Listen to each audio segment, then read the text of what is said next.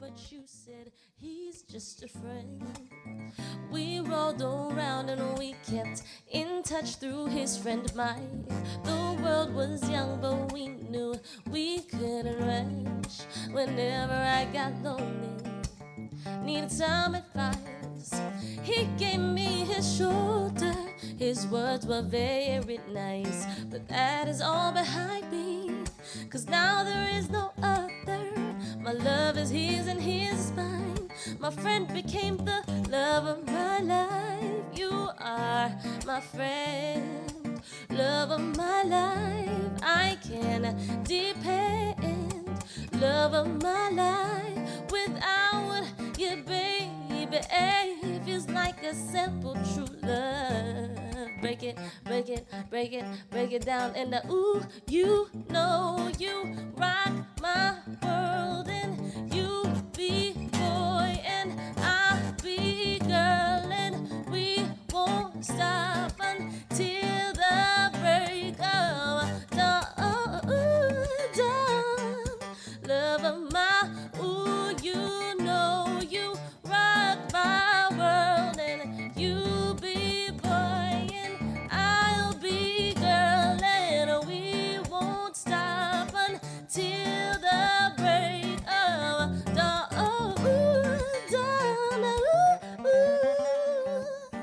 You are my friend, love of my life. I know one can depend, yes. Without you, baby, feels like a simple true love, yeah. It's Breezy 93.9 FM.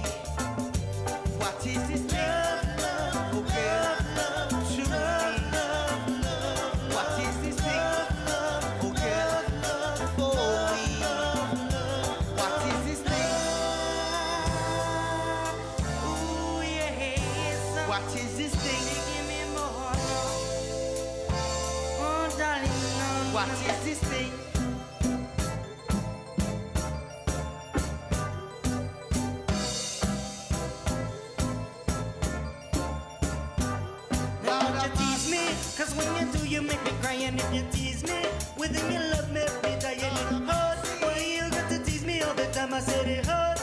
You got to tease me all the time, and if you tease me within your love, you make me cry. And if you tease me within this love, make me die in it hurt. Why you got to tease me all the time? I said it hurt. You got to tease me all the time, and I said, ooh yes, bring your love back to me, oh girl.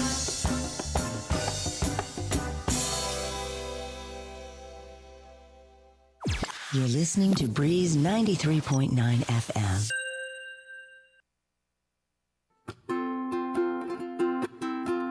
We like to dedicate this song to our friend Camille. She really loves this song, so we hope you enjoy.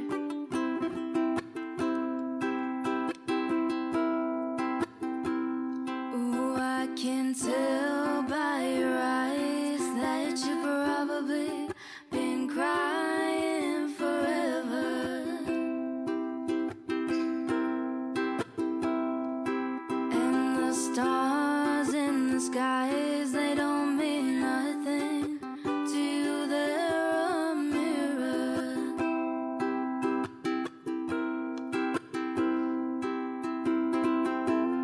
I don't wanna talk about it and how you broke my heart. If I stay here just a little bit longer, if I stay here, won't you listen to my heart? Oh, my heart. And if I stand all alone, will the shadow hide the color of my heart? Blue for the tears, black for the night, and all the stars in the sky, they don't mean nothing to you, they're a mirror. Ooh, and I don't wanna talk about it and how you broke my heart. If I stay here just a little bit longer, if I stay here, won't you listen to my heart? Oh, my heart. To my heart. Oh, my heart. Così uli di sombranza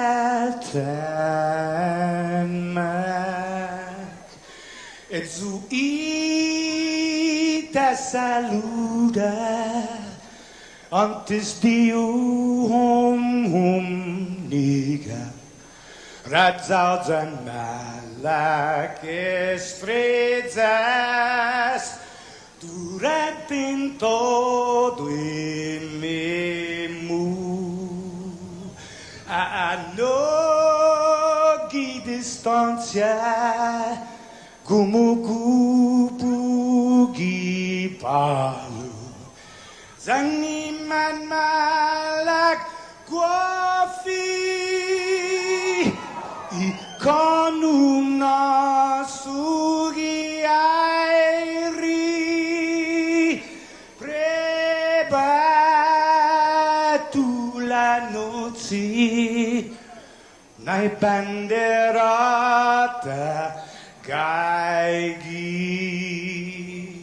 pues atan fanni bandera kau esta pagua pumalapa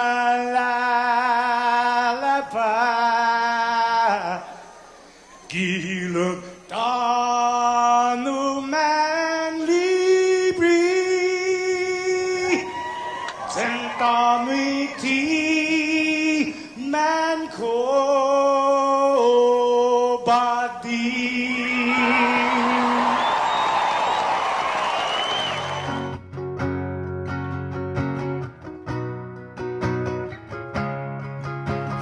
Fanogi chamoru Politanota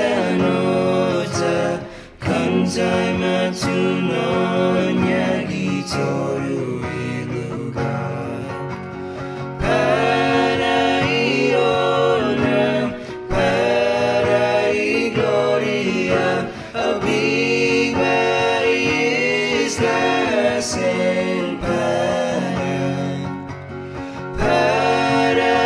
Paraiona, Parai gloria, a viva isla selva.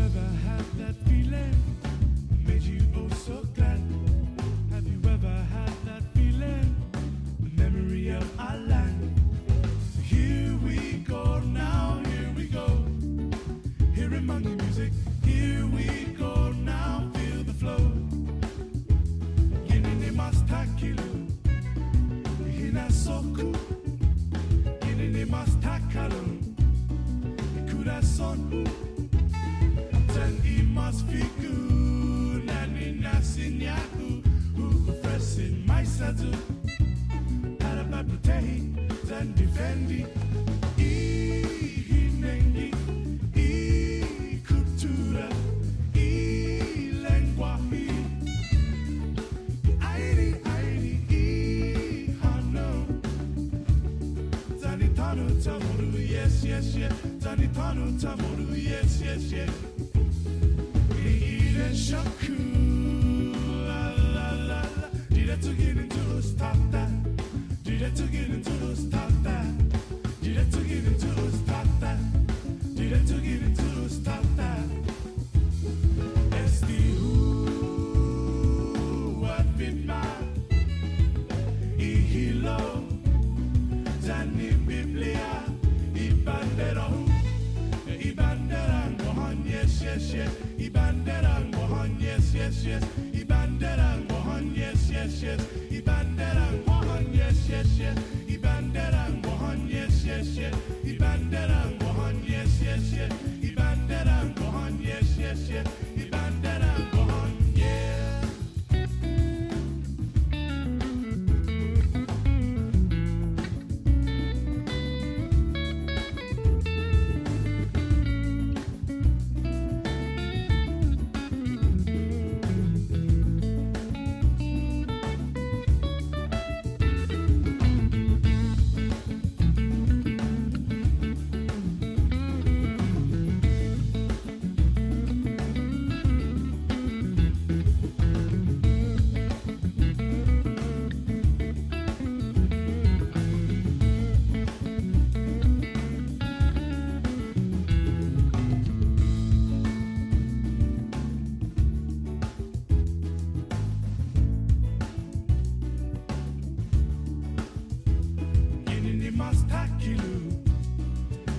Soku Kinini Mastakalo Ikurason Then Imas Figu Nani Nasinyahu Ufresin Maisatu Parabaputehi Then Defendi Ihinengi Kultura Lenguahi Airi Tanitano Tamoru yes Tanitano Tamoru yes Ni ile shaku la la la did it to get into stop that did it to get into stop that did it to get into stop that did it to get into stop that it's the who what been my ihilo Zani Biblia ibandera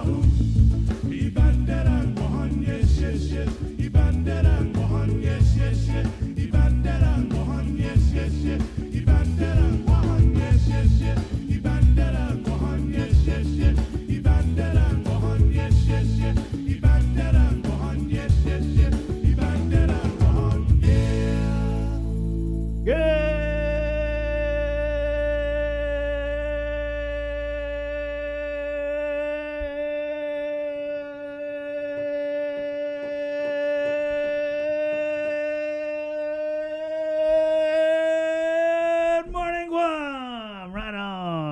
Jason. Good morning. Good morning, Sabrina. Good morning. Happy Tuesday.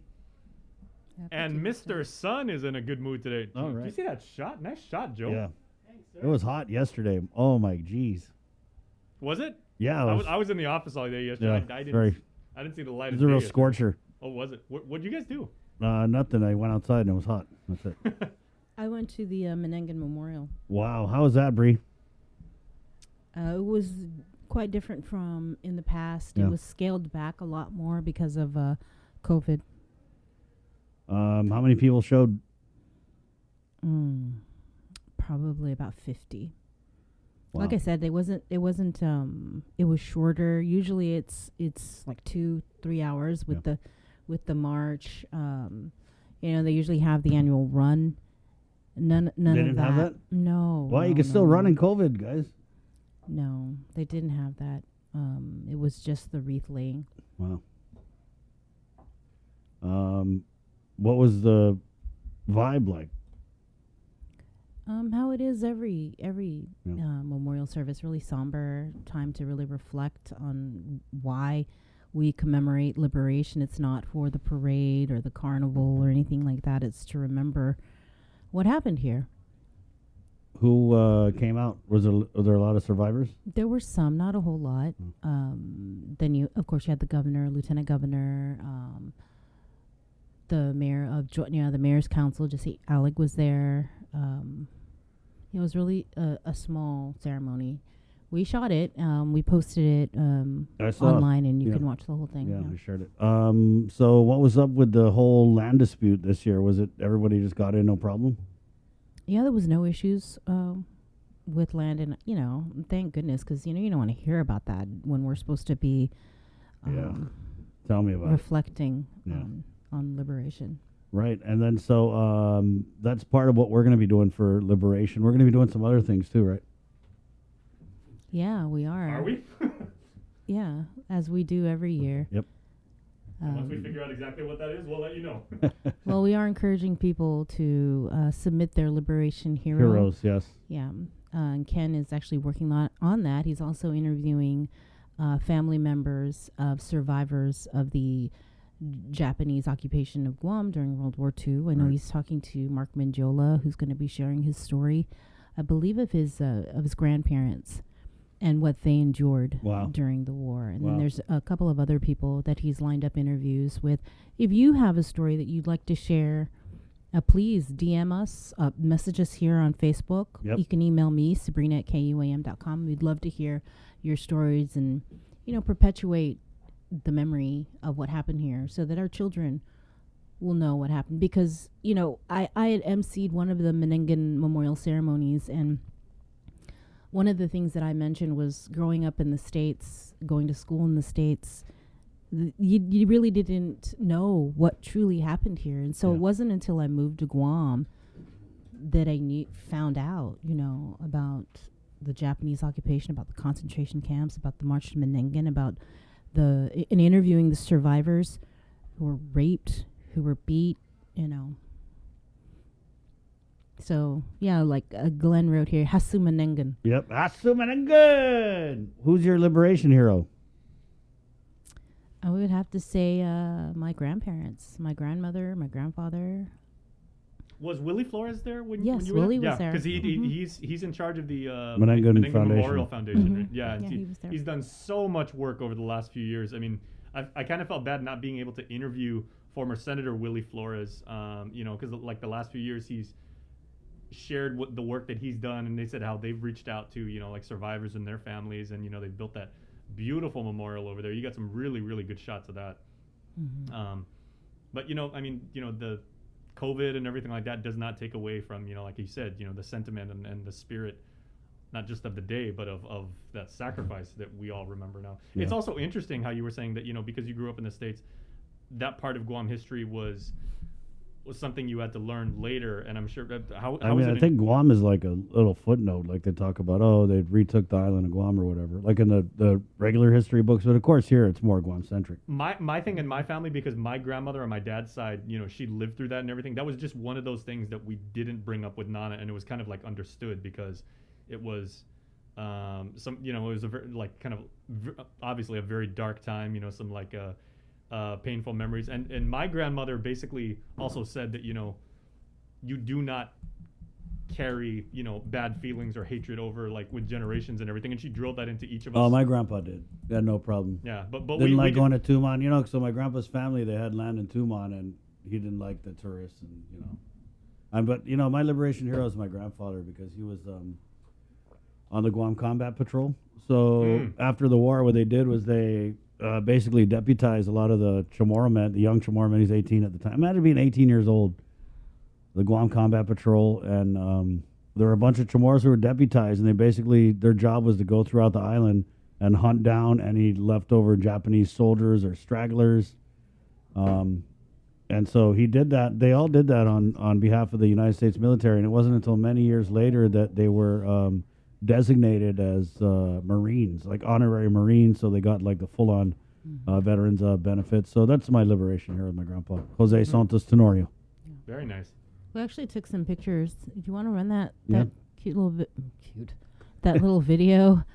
These are pictures that were taken by Ken St. Nicholas with our digital team.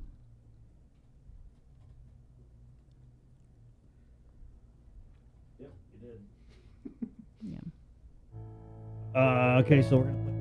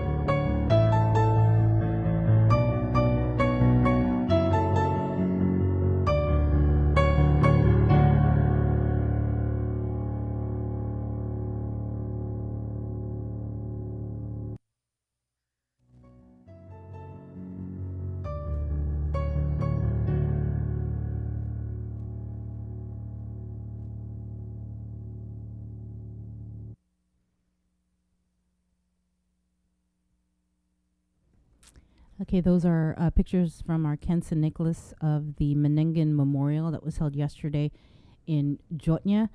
We actually shot the entire program, which is available now on our Facebook page. So if you have the time, please check it out. Invite your children to watch it with you. So you know what happened there, and what happened on Guam. And there's several other ceremonies. That's the first of several that What are other ones? planned. I don't have the schedule in front of me. But there's several other. I think there's one later this week, and we're also going to be streaming those as well. Okay, right on. And What then time of the day are those? and I think They're in also the morning. Jason. we're gonna bring it back, and there's some great interviews that we've Yeah, done we over do. the years with liberation survivors that we're gonna be sharing with you guys during this liberation season. Mm-hmm. Okay. Hey, it's 6:27. Welcome to the Link 3-day weekend. For some of us, don't want to really say too much because some of us worked yesterday. Sabrina. But yeah, it was 4th of July weekend. It's now Tuesday, the 6th day of July. How many people were asking you guys if there were fireworks? How many DMs or how many messages did you get about that? Yeah, where were the fireworks? I got 8. I didn't get. I any saw something on questions about Facebook. fireworks. I got 8. Two of those messages were from coworkers here. Oh wow. Like they were like, hey, is there any fireworks? And I was like, nah. But There's going to be fireworks on Liberation though. Yes, there is. Yes, there is. Yes, there is. But it's gonna be like a live stream show that yes, everybody there can is. watch. Right? Totally going to be. Yeah. Ooh, But I asked that like a speaking question, of right? Fireworks. I was like, Did you- there's going to be fireworks on Liberation, Did right? you guys see the fireworks extravaganza they had like in New York City for 4th of July? That was insane. Wow. It was really, really good. We carried it on TV8, but some of the production guys and I were watching it yesterday when we were airing it, and we're like, wow, man. I mean, they really, really went out. It was right on the Hudson River. They actually used the Empire State Building as like part of like, I guess the launching pad, if you want to call it that. But it was really amazing. And then they had like this big thing, and then the graphic came up and it goes, oh, and now grand finale. And it was like, wait, that wasn't it. And we were even joking. They were like, oh, maybe that's all the fireworks they had left over from last year because they couldn't use it. But I mean, Right. it was really, really good. And I got to say, I cringed a little bit when they went to like the crowd shots because there's so many people just like, and I'm even wondering, it's like, should I cringe? Because that means those people are safe and they've been Cringe vaccinated. away, dude. It's free country. Cringe if you want to. If you want to cringe because you see a bunch of people together with no masks, then that's fine, dude. Don't explain yourself to anyone, Jay. Story of my life right there. Yep. Hey, we're brought to you by Pacific Points, IT&E, Jack in the Box, and Cabo Enterprises on this Tuesday episode of the Link. Jay, who's coming on the show today? Today we have, let me see. Oops. Okay, today, Melanie Brennan at the top of the hour. Of course, she is the head honcho over at Child Protective Services and the Department of Youth Affairs. She's going to come in at 7 and hopefully talk about some of the staff additions they've been trying to do. Remember, she said like it has been a very long haul. They've been whittling down their substantial caseload. So we're going to talk to Melanie, just check in what's going on with the care of young children. I'm sure she also has some things to say about the adoption bill, which we reported yesterday on the news that it looks like it's closer to passage. You know, it's been very controversial. Yeah. And she also knows Terry Uggan obviously very, very well. It's so interesting to me because they basically ran over Terry Uggan's testimony with the letter from the governor from Adelup. And that kind of, well, I'd say it probably shook things up a little bit. Yeah, so... And Melanie, I think, if I remember correctly, had some concerns with this bill when she testified at the public hearing back in April. Well, so did Terry. So we'll see if there's been a 180 or a change in position or whatever coming up. And then we'll do all the regular catch-up CPS, DYA stuff. Right on. And then Sabrina was also mentioning Mayor Jesse Allig of PD, who is the president of the Mayor's Council. He's coming on at 7:30, just talking about all the various things. Obviously, liberation, the memorial ceremonies throughout the island, Tinta Faha, what have you. That's going to be a big thing, and how we manage those. Even though it's Tuesday and we do work week weather Monday, what would the week be without Landon Idla telling us what is going on up there? And then we've got a really interesting interview coming on at 8:25, a reported oil spill, speaking of PD, over in that part of the island. The port, yeah. Yeah, we got some really compelling videos. So Farron Tyron's going to come on. We're going to talk about that. And then you were teasing this. I mean, you've been trying to work on getting Mike Phillips to come on the show, Chris, for some time now. Yeah, there's a hearing this week, I want to say July 9th, in the Nicholas Moore murder case. So we'll find out what, I mean, I don't know what the defense's plan is with this, with attorney Mike Phillips coming up on the show. Then we're getting Mark Scott of the Guam Guard, as quarantine has, I think it's essentially ended. On Sunday. Yeah, if you have a negative PCR test That kicked in on and Sunday. you come to Guam, you don't have to go to quarantine. And also, if you're fully vaccinated and you come to Guam, then and you have all your documents, you don't have to be quarantined. So what are we going to do now with these facilities? Do we still need a quarantine facility? I'm pretty sure there's people who are flying into Guam for whatever reason, maybe didn't have time or the money to get a COVID test, right? I think it's like $150, $200 in the States. Like they're just trying to get one to fly out, right? The Airbnb people, I mean, they're obviously not vaccinated. They're coming here to get vaccinated. So where are they staying? I think, who was it was mentioning that they're staying in government-approved hotels. Like or a travel something like safe that. certified deal, right? Maybe I should get someone from the tourism on. The tourism. So we're anticipating what, 2,000 Taiwanese arrivals for this Airbnb program. That's pretty good. That's really good. Yeah. So there you go. Uncle Carl's whole Airbnb thing has finally come to fruition. Right, it's taken off. You know, there was, when we interviewed him last week, there was this little part. Remember where I asked him, I said, hey, so when you go to the governor and you talk to her and this and that, and then, you know, what does she say? And he was like, oh, I don't get to do that. Did you catch that? He was like, yeah, I don't get to talk to her because she's busy. You know what I'm wondering? I'm wondering when the Airbnb program and like you said, you know, 2,000 Taiwanese are scheduled to come here, and then obviously with the regular anticipated arrival of tourism arrivals, people that just want to come here to vacation, how much of an advertising bump are we going to see from restaurants, from hospitality places? Because What are they going to do? Advertise in Taiwanese?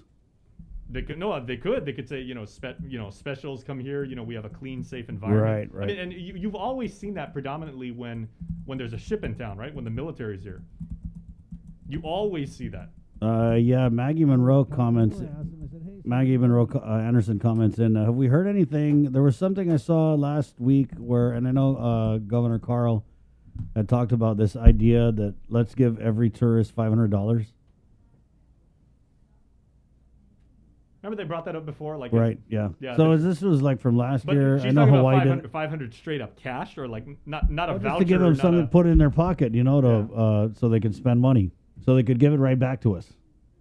And was it your idea to have like some sort of like debit card or something like that? You just spend like around the island, or remember we talked There's about that? something, I think Senator Moylan, they have those bills that get Guam moving or whatever, and there's something in there about giving a card to residents that's $500 or something. Yeah. So you can just spend it wherever. And you have like a network of vendors and restaurants and How does that make you guys feel though, that we're going to give the tourists $500 and the RISAC still sitting there. Kind of, my mom was bringing that up over the weekend. She was like, "How are they going to give the tourists $500 and they haven't even paid that RISAC thing?" Good morning, by the way. Also coming up on the show, we got a couple clips from this press conference yesterday with a bunch of the doctors. Well, pretty much like every one of them was there yesterday. And they were talking about Bill 112. Yeah. Which the public hearing for that bill is tomorrow. Yesterday wasn't the public hearing. It's happening tomorrow. And I think we're getting the speaker on tomorrow. Obviously, a lot to respond to with some of the points the doctors brought up about this Bill 112-36.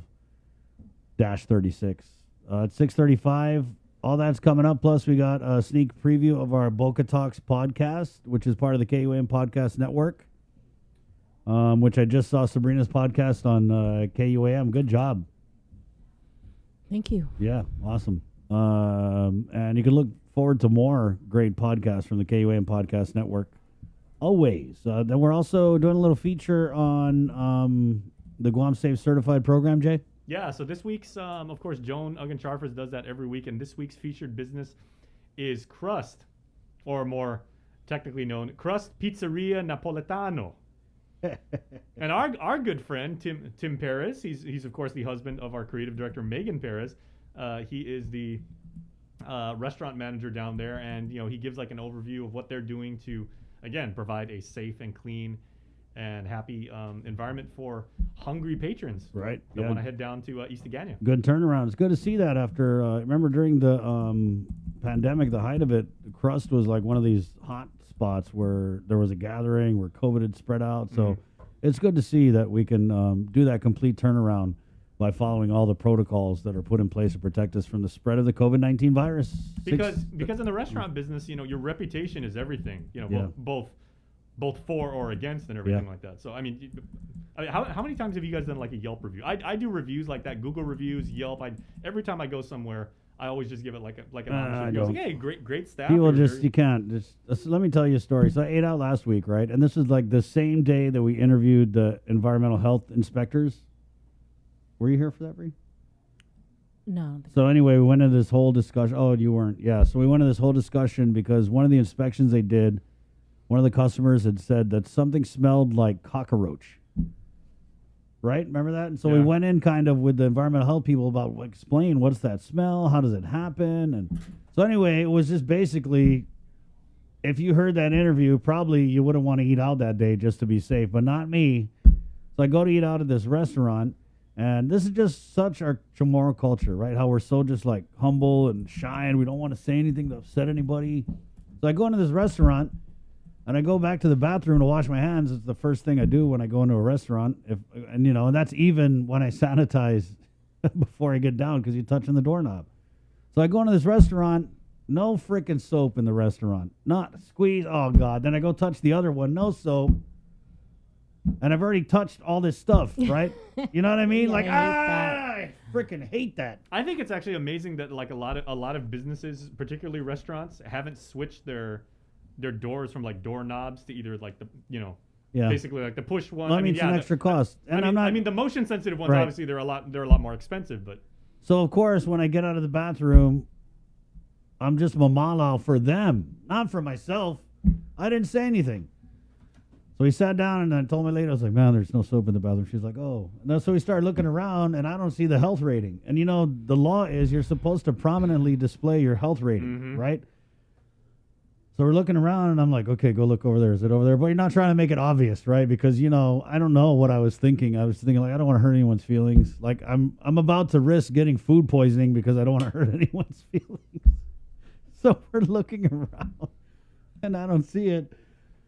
And then she's like, why don't you go outside? Maybe it's on the front door. Because a lot of places put them right on the front door. So I had to pretend to go out to look like, oh, I'm just looking for something. So I go out, and I'm like, oh, no, and I look, and I'm like, yeah, no, it's not on there. And so I was like, no, I'm going to ask. And she's like, no, don't ask. I'm like, why? And she's like, don't ask. So we didn't ask. And I ate the whole damn meal. And the whole time I kept thinking about, God, there's no soap in this place. There's no, you know what I mean? And the only reason why I didn't ask is because I was ashamed for them, not for me. Because that's just part of our culture. So when I went to go pay, they had a cork board behind the register. And I could see the top of the health rating.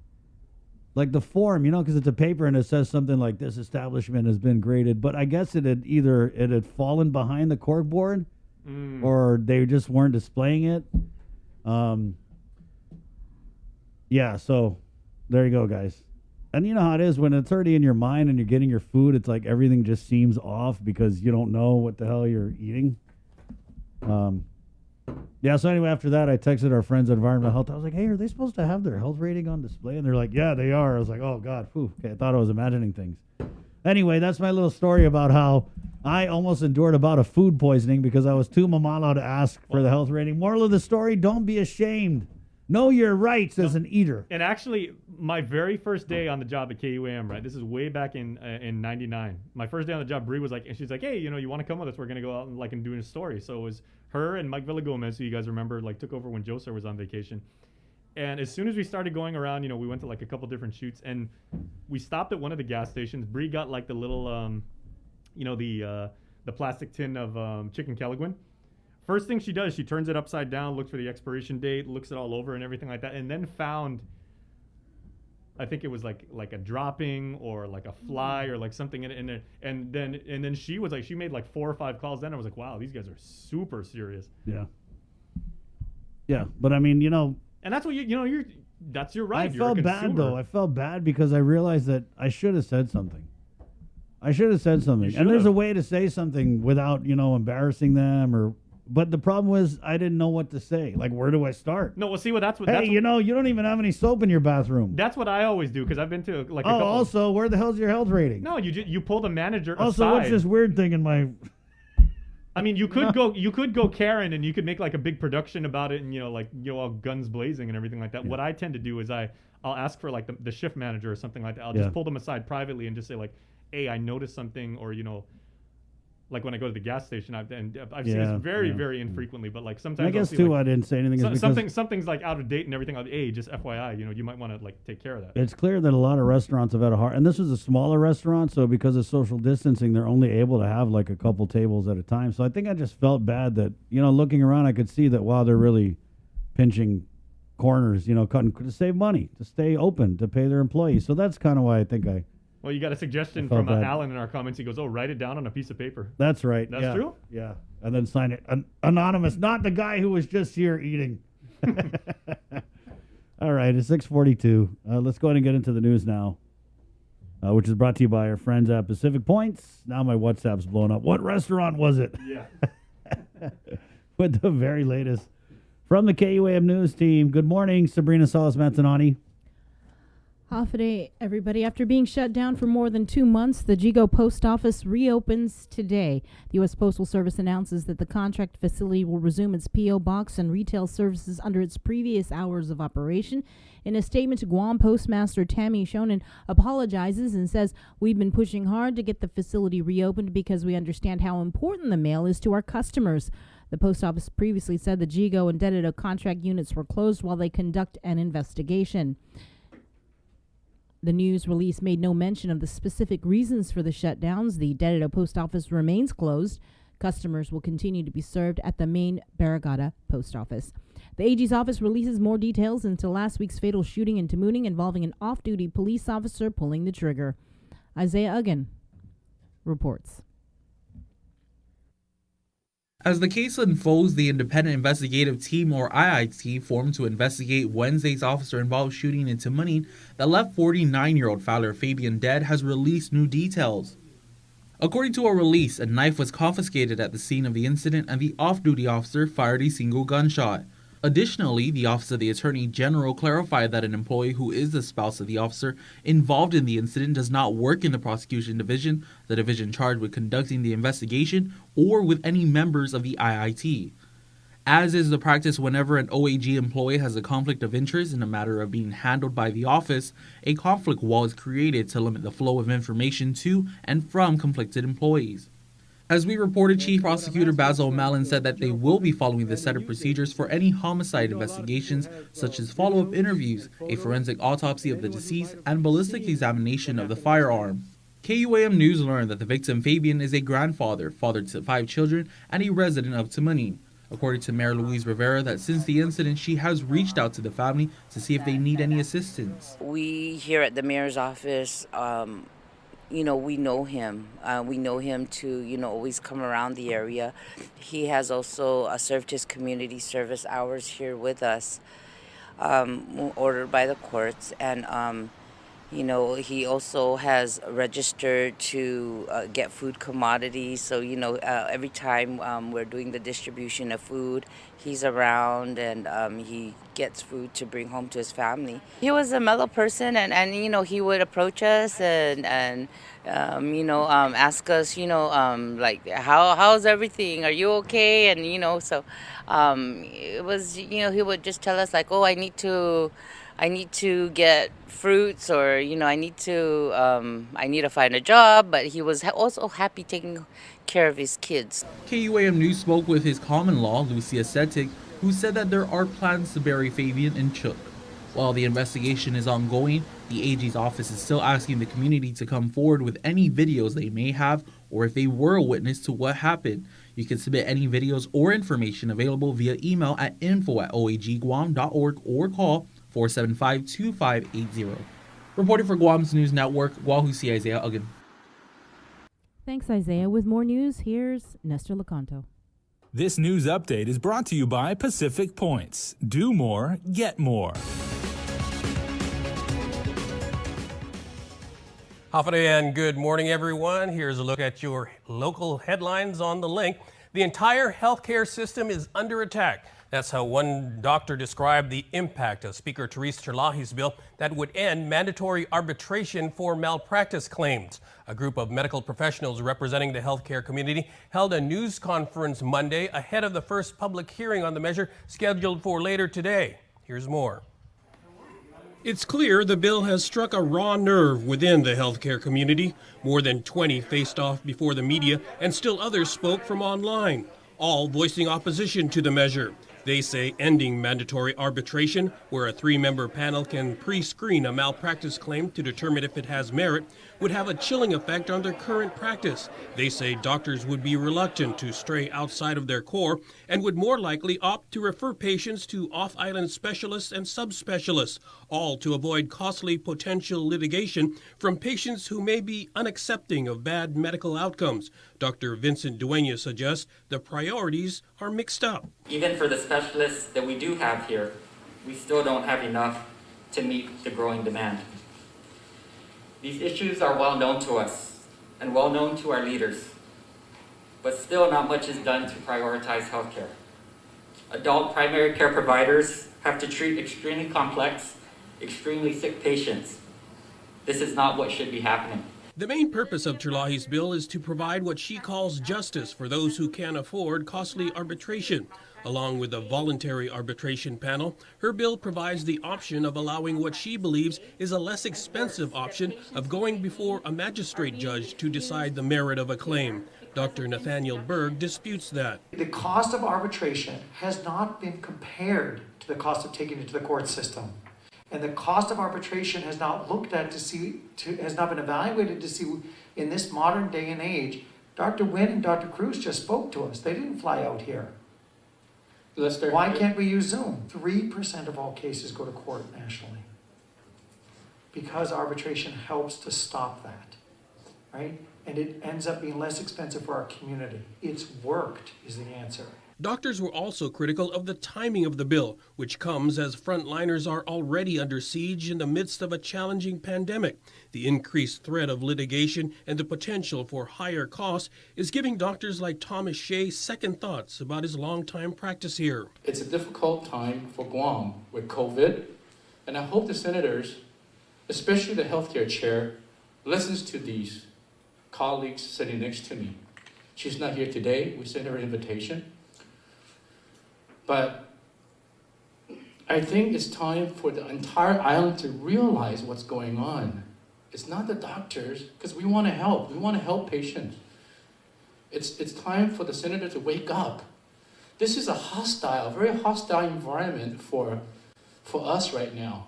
Health professionals are being urged to make their opposition known at a public hearing on the Terlahi bill scheduled for 5 p.m. Wednesday at the Congress Hall.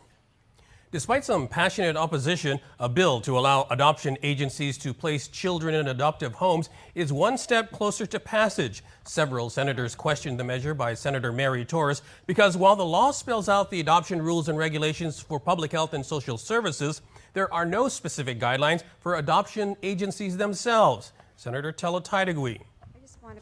I have a point of inquiry. I think what's happening here, and the argument that's happening here, is that many of us are concerned that if anyone does come to the island and open up an adoption agency, especially someone from off-island who is not from Guam, that there are rules and regulations that are put in place.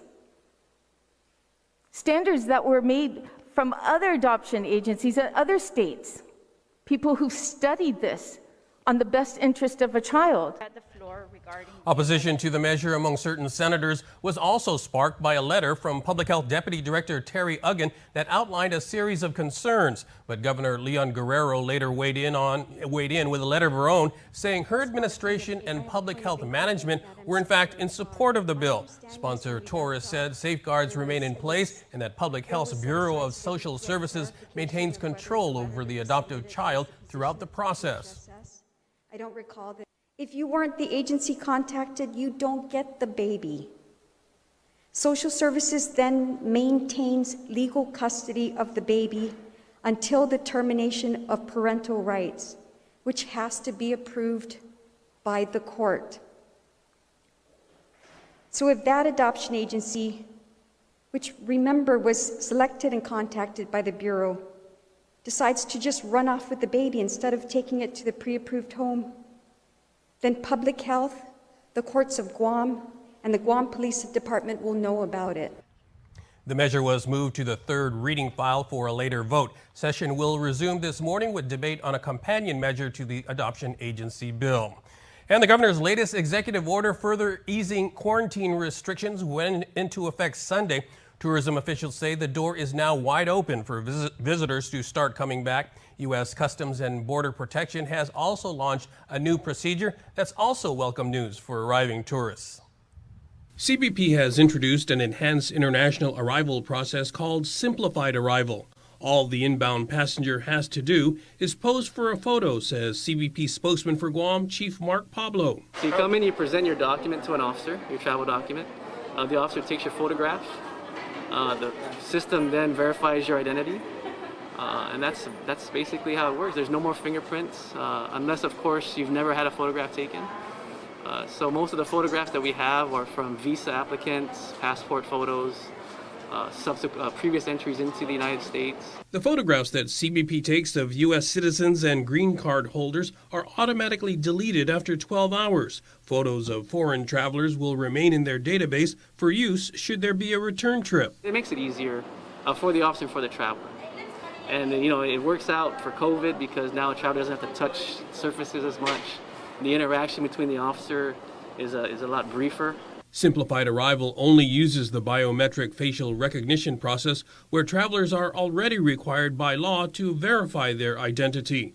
Pablo adds that the system is designed to safeguard privacy. It was assessed by the National Institute of Standards and Technology as one of the highest ranked facial comparison algorithms, and CBP is based its programming to make sure everything is secure.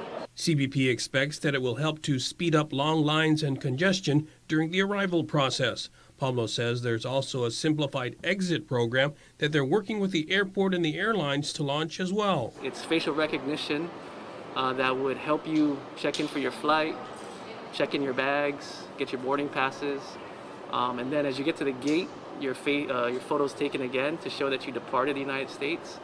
So from curbside to departure gate, it also enhances the travel experience for the passengers. So I think all these innovations are great for the U.S., but mostly for Guam. This tourism industry is one of our biggest money makers for the economy. So CBP is already using the biometric technology at more than 170 airports across the U.S. In other news, Pacific Rim Constructors in Dededo has been awarded an $11.4 million contract to build a solar array at Naval Base Guam Upper Harbor. The company will be constructing a medium voltage utility grid photovoltaic system to include a concrete building, switch gears, transformers, control systems, and associated electrical hardware components and devices. They will be performed in Santa Rita and is expected to be completed by December 2022. That's it for now. We'll see you tonight for KOAM News Primetime. Back to you, Bree. This news update is brought to you by Pacific Points. Do more, get more. Points. Do more, get more.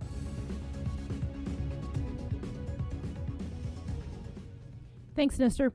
The Guam Supreme Court has upheld the governor's authority to implement quarantine under a public health emergency.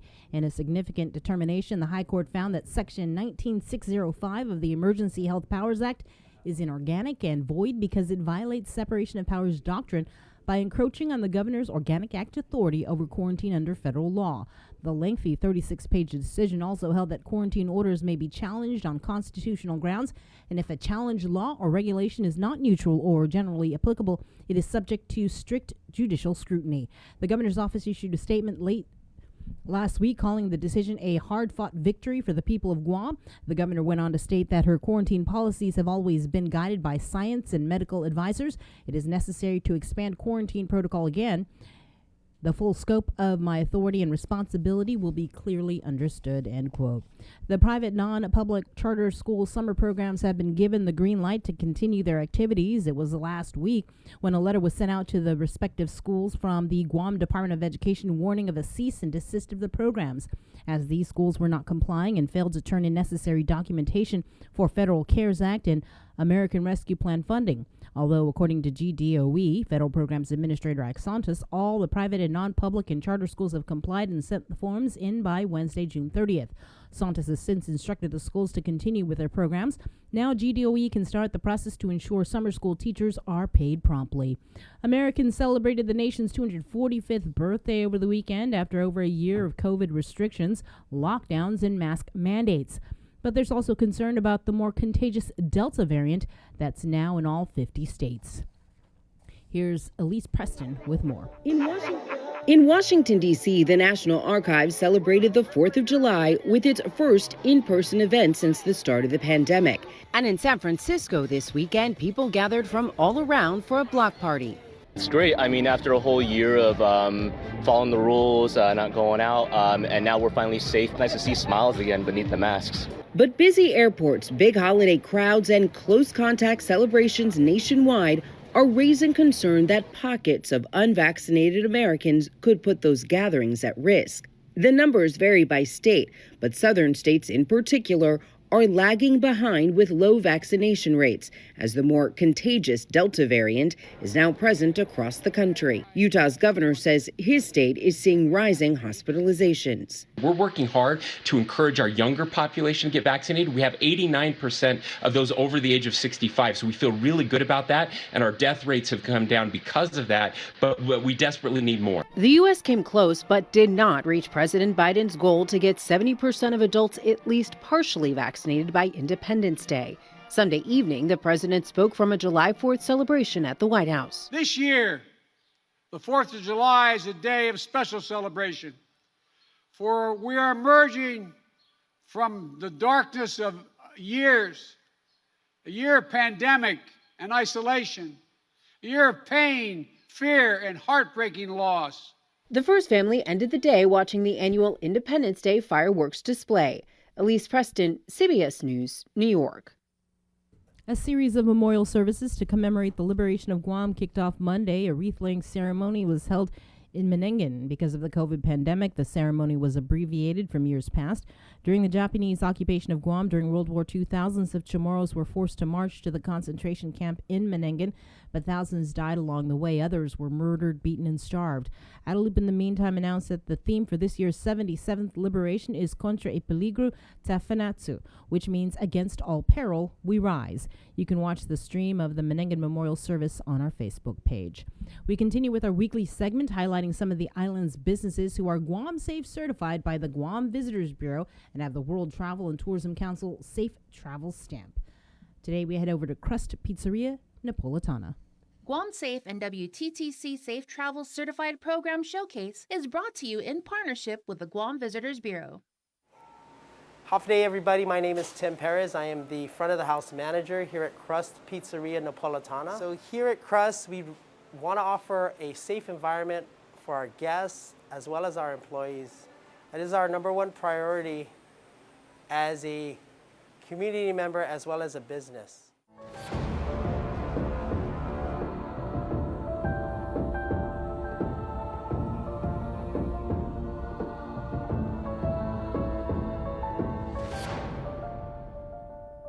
So having the Guam Safe certification stamp ensures peace of mind for our guests. It gives them confidence in what we can provide here at Crust.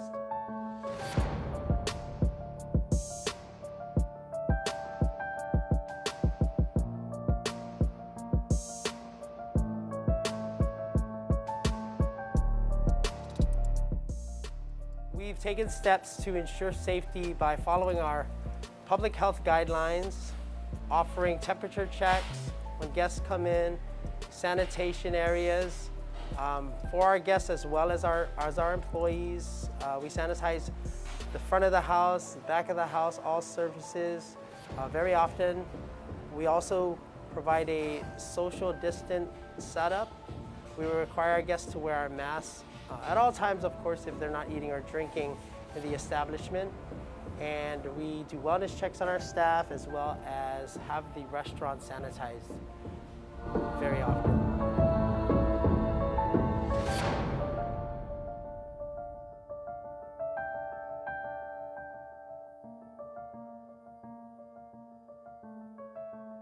So here at Crust, we feel confident to welcome back our tourists, and we again want to provide a safe atmosphere. We want them to know that they can have that peace of mind with us being safe certified. We'll continue to follow all the protocols and safety measures, and we welcome you back. And we're happy that you choose Crust to be your next dining destination. Guam Safe and WTTC Safe Travel Certified Program Showcase is brought to you in partnership with the Guam Visitors Bureau. And with your news in Chamorro, here is Kin Conception. Buenos days to get some to be sa morgan ni KUAM News. Presenta ni Familian Mizo gi First Hawaiian Bank. Masaya masasang kontra, aji biyo ni wasedia hensan mamanadopta siya para mapoli famaguun siya gigima mamanadopta humanao mo na paso talo para maapreba ni legislatura. Guasya senador macustone aduna bio no tinigi senadora Mary Torres. Sabenta sila explica claro i reglamentun manadopta para Departamentun Salud Publico dan Pension Social. Taza reglamento para di ahensya ni mamanadopta. Ilingi si senadora Telo Taidagui na kulan aji matsusesedi dan nagumento guini sapot megagizahita mahongi na kung mababa ay hensan manadopta pioda di siya i temantauto esti sa guasya reglamento niya no makopegin in otro siya na lugar gi Estados Unidos no imustudia esti para menalig famaguun siya. Senador siya ni kumukontra este na bill sa mansen en efekta ni adjikatan ni segundo director de Public Health si Tim Agun no explica siya problema gi bill. Le magahaga luliangro sa manggi kataloke no anong na administrasyon niya sa ni Public Health sa masupopoti bill. Itumugi bill si Senadora Mary Torres sa lang na nagwa esta siya ang reglamento ni Public Health Bureau of Social Services sa siya apodera para ito inanaw na para ma-adopta na padgun. Masigon mo na na bill para minatres na reading na file para mabota gi después. Para makontinue session pago na ogaan para magumento sa ni ginatong otro na artikulo para i-bill. Gimos asunto, matutuong format ginigap siya sa sede para memorial services sa puri celebration ni Linibring Guahan. Managwa seremonyo ginigap na ogan gimanengon sa Mapigazi Flores Guihi. Sa puri pinesteng COVID-19, tisena na ko seremonyo. Di durante ni tempon sa Panis gigirandos, pun siya na sa moro mamaufesas po fanmatsa para concentration camp gizamanengon. Sa lamig man matay entry adso na minatsa. Otro siya sa man mapuno, man maanya, sa man fanyalang. Manunsya ni administrasyon na itema para imina 76 anyos na linibre ni Tanota sa ikontra peligro ta fanatsu. Sino nega di masusedi giniga bigito niya KUAM na plegon Facebook. Mas na asunto, si Shantiao Wang ganin resident in Guahan sa napunta ni President Joe Biden para Board of Directors para Asian Development Bank.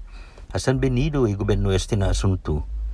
Jalingan na San Banidos sagwi ni presidente na recognize talenti jan na sinaniha siya itaw-tawta. Ginum eskwela si Santiago Academy for Lady of Guam na eskwela. Imaadzig jan ni subisyon niya para federal sa anog na manhoben na famalawanta sa sinya loki mansenfak sa gisetso niya para federal sa giyalumi pinalalahi mas humulului gi differentes klasen sotso tagi finance and technology. Si Wang sa haka sa asad federal gi napunta siya na posisyon gi papa-address na presidente si Clinton, si Obama, Zapago, si Biden. Yut tumu man ma-award Pacific Rim Constructors Inc. gizadete do 11.4 milyon pesos na kontrata para mahasa solar array giza Naval Base Guam, Upper Harbor. Ikumpanya sa para mahasa the medium voltage utility grid photovoltaic system. Nusumano semento na guma, switch gears, transformer siya, sistemang control, makin elektrisidad, jan otro cosa siya para mahasa giza Santa Rita sa funadjan gi December 2022 sa sakan.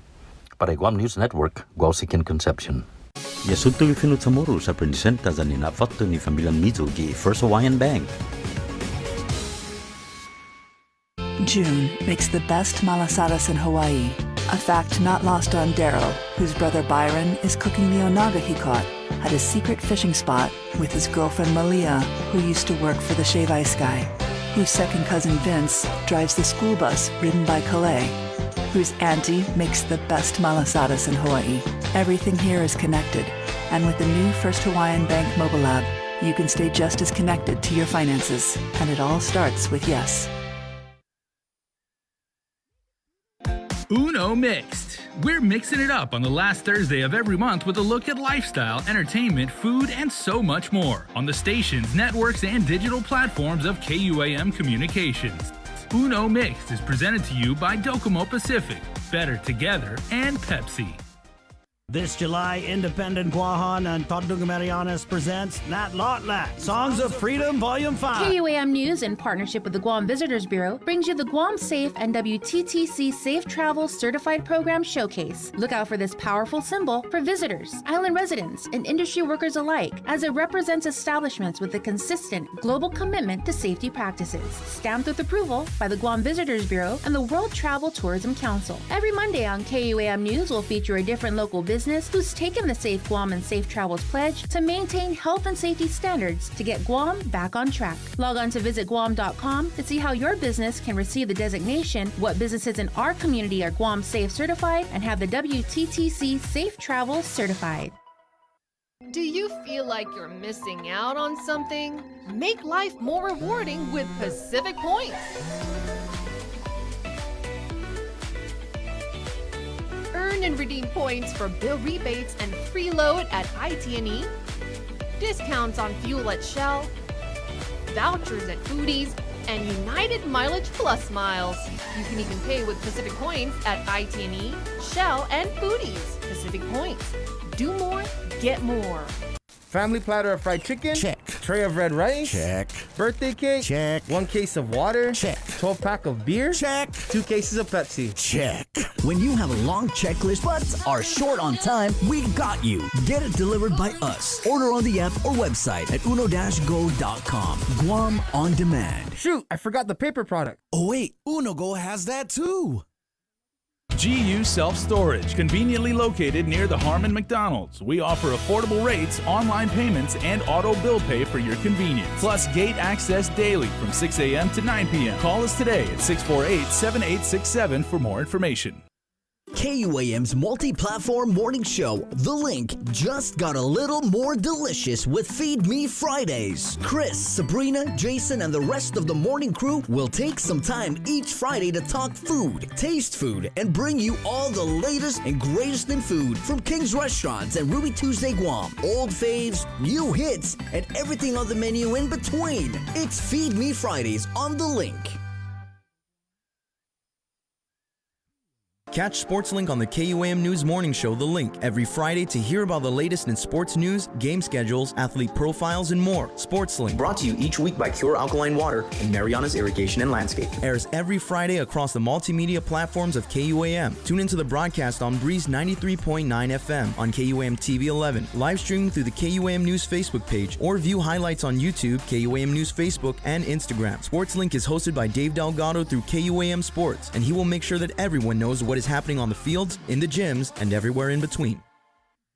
After a year with so many games and events delayed or unplayed, the world is ready for anything and everything in the world of sports. KUAM Communications is ready with more games, more championships, and more specials that are guaranteed to bring out the fan in you. Don't miss a minute of gameplay from NBC on KUAM TV 8 or from CBS on KUAM TV 11. Every month, we'll bring you the action and excitement. Brought to you locally by Michelob Ultra, Superior Light Beer, Marianas Irrigation and Landscape, and Docomo Pacific. Just more great reasons to tune in and turn on so you'll fall in love with TV again with the best from KUAM Communications.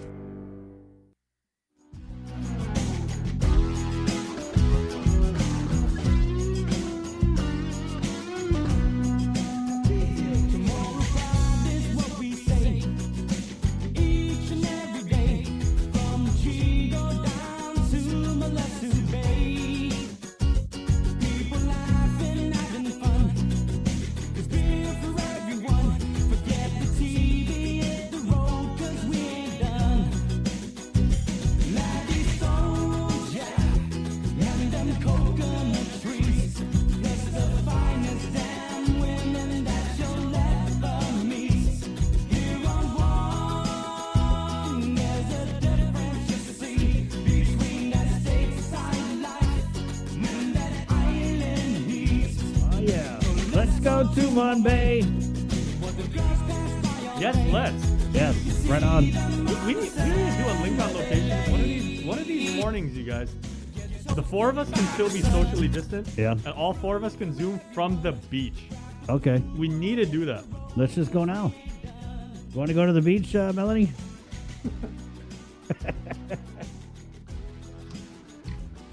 Let's turn this into a 4-day weekend. Any proper Guamanian, you're like, you want to go to the beach? Don't have to ask me twice. Where do I sign up? Right on. 7-Eleven. Hey, it's The Link, brought to you by Pacific Points. Jack in the Box, ITD and Cabo Enterprises. Tuesday, July 6th, not Monday, guys. And let's head into the KUAM News Zoom room where she's still wearing two hats. DYA CPS Director Melanie Brennan joins us. Good morning, Melanie. Good morning, Chris. Good morning, Sabrina. Good morning. Well, back to work.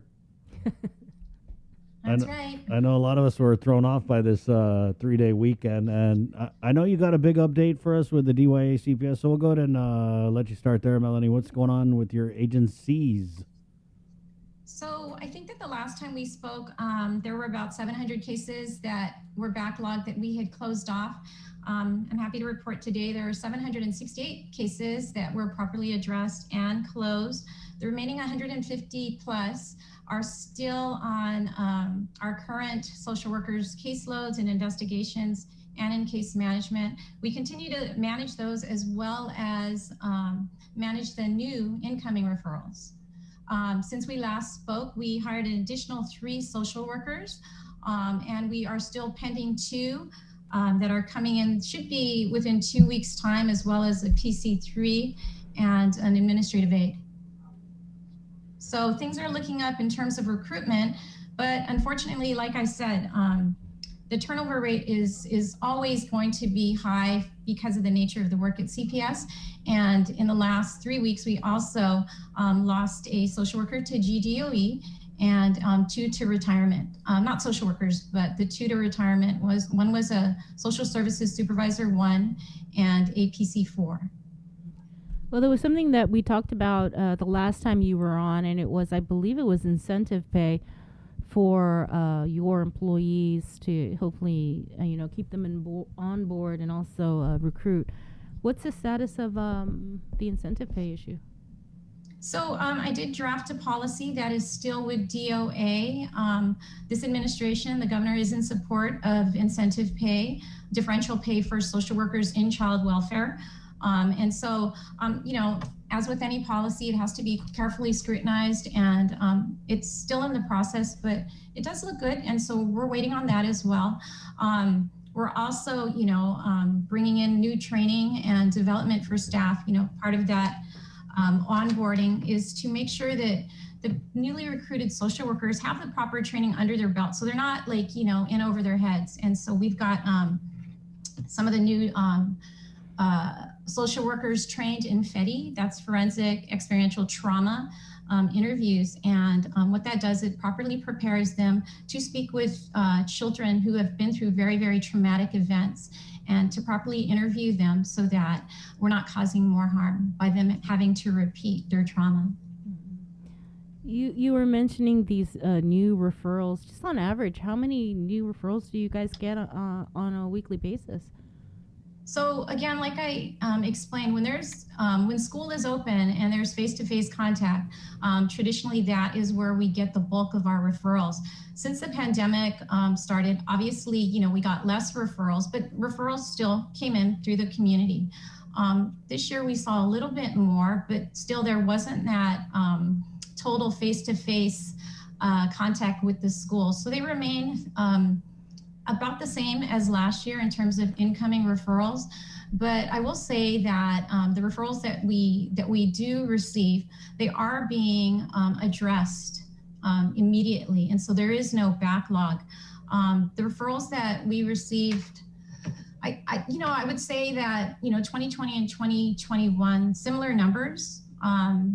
We average anywhere from 3 to 10 referrals a day. Are any of them like repeat referrals? Many of the referrals are repeat referrals. And again, it's so important that we act on every referral because even if it doesn't meet the criteria of maltreatment, we want to ensure that our families receive services and that the kids involved in these referrals are properly monitored so that these situations don't elevate to maltreatment. That kind of is concerning about the repeat referrals. It's like a cycle, that of abuse, I guess you could say. That just, I don't know what it is that needs to be done, and maybe you have some suggestions to stop seeing these. Well, again, prevention is the key. And so we want to, especially in these situations where families just need support. Families need to know what the resources are in the communities. I mean, for example, we get a lot of referrals on failure to immunize children, right? And there's free services. And so it's a matter of making contact with the family and ensuring that they understand that immunizations are free, like you can get them. It's a matter of scheduling and where to go. It just, like we get referrals on teen pregnancy, right? And that doesn't necessarily constitute maltreatment, but you want to ensure that the youth, the teen who is pregnant is supported and does receive prenatal care. Is this going to be kind of a permanent thing where DYA is permanently going to be taking over CPS? Because you've been at this for a while and making, significant progress. Well, child abuse and maltreatment is a very complex issue, and it's not germane just to Guam. It's all over the place, and you can see how other jurisdictions are struggling or have struggled with their child welfare system. There's a lot of reform efforts.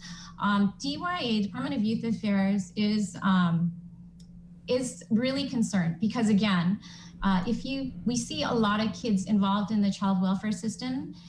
They're dually involved. They sometimes cross over to the juvenile justice system. And so obviously it's a very huge concern, and we will stay in collaboration. We're not necessarily going to always be handling referrals.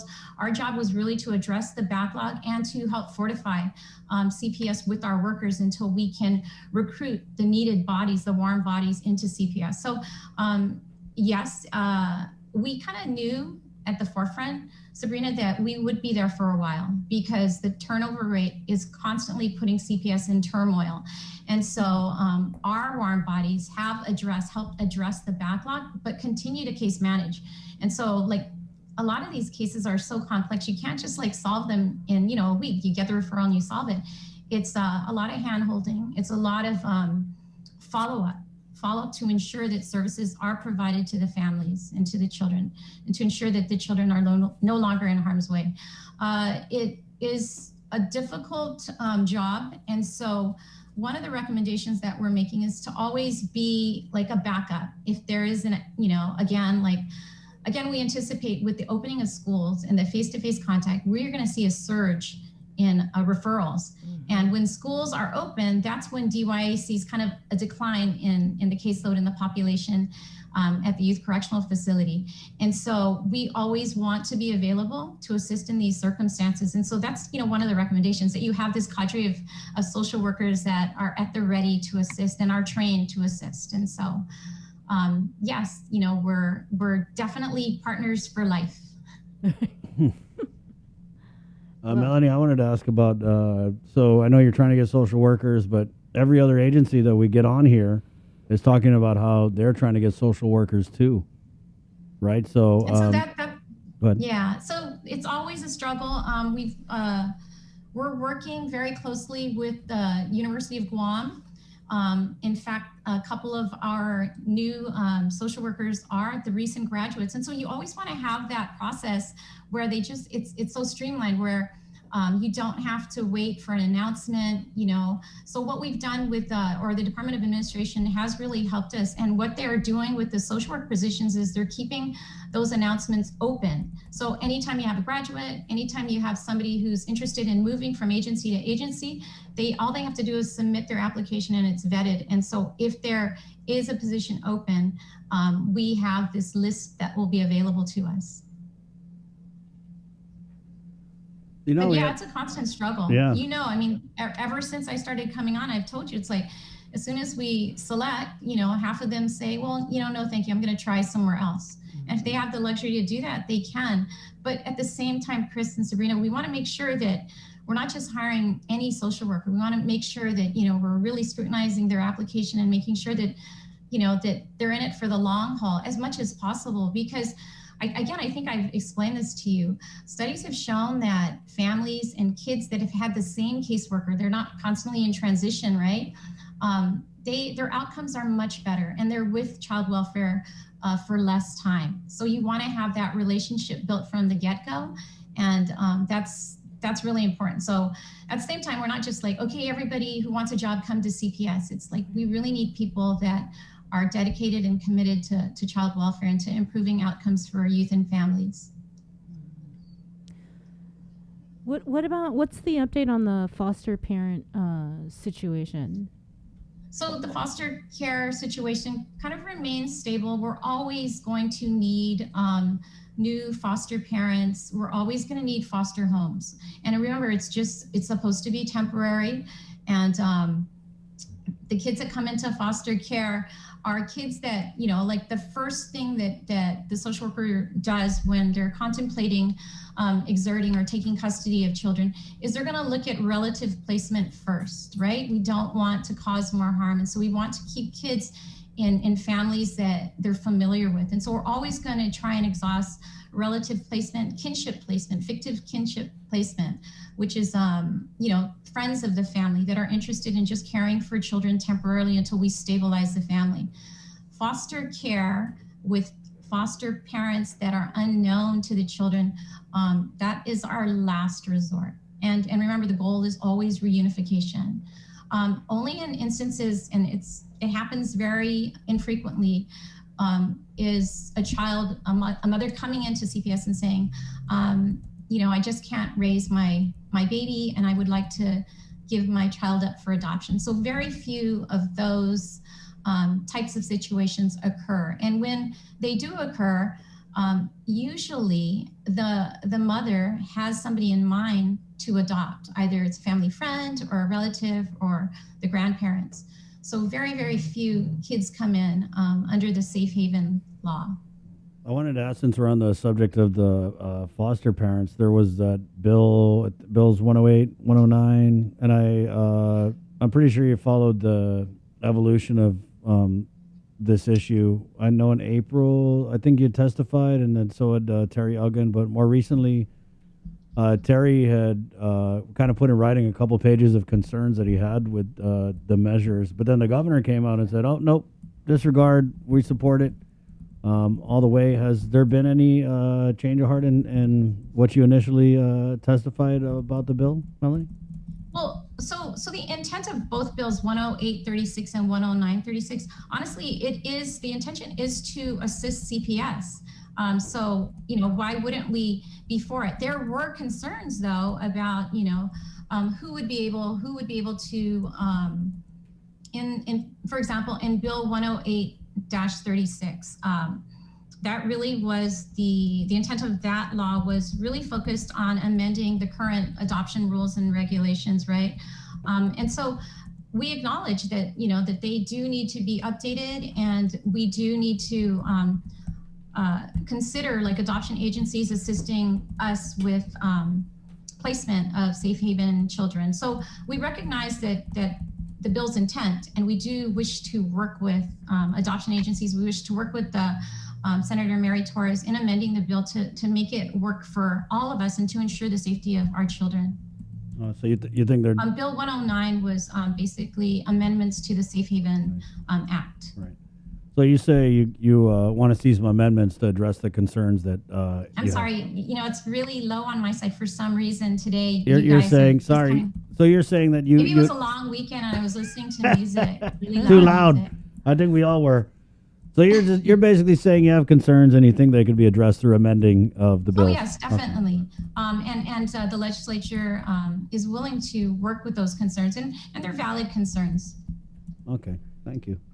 7:25 now. Melanie, Bree, did you have anything else? No. Okay.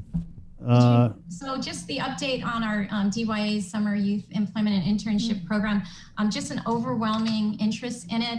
I believe that we had over 870 applicants, that wanted to join, and some of them were ineligible, but we managed to place like over 675 kids. And so really, really proud of our work with Guam Department of Education and all the partnering agencies, and so happy that parents who allowed their children to become involved in this were able to manage their workload and driving their kids if they had to, just supporting their kids in that way. Yeah, it's cool. It reminds me, we keep saying this, of the old AHRD summer job program. Jay, I think I worked in I want to say it was Senator Carlotta's office for the summer jobs. How about you? Well, my summer jobs was, I was never lucky enough to work in Gov Guam, but when my dad was at DFS, they had what they called like the Job Squad program. So children of any of the employees, got to work. And so we worked in the warehouse, and we tagged merchandise and stuff like that. Oh, there you go. Well, I had a bunch of cousins who did the AHRD, and they all loved it. Go ahead, Melanie. I worked at the Attorney General's office 1 year, but most of the time it was at the carnivals. It wasn't a DYA summer program. Right. Pay red, pay red, pay red. Hey, dang. Oh, Were you the announcer? Yeah, she was. Nice. We got to bring you on closer can to you give us a liberation. little, Yeah, give us a little sample. Come on, Mel. That'd be awesome. All bets down, all bets down. All The ball bets is down. rolling, strolling to the lucky color. How many rollings do you do? Rolling.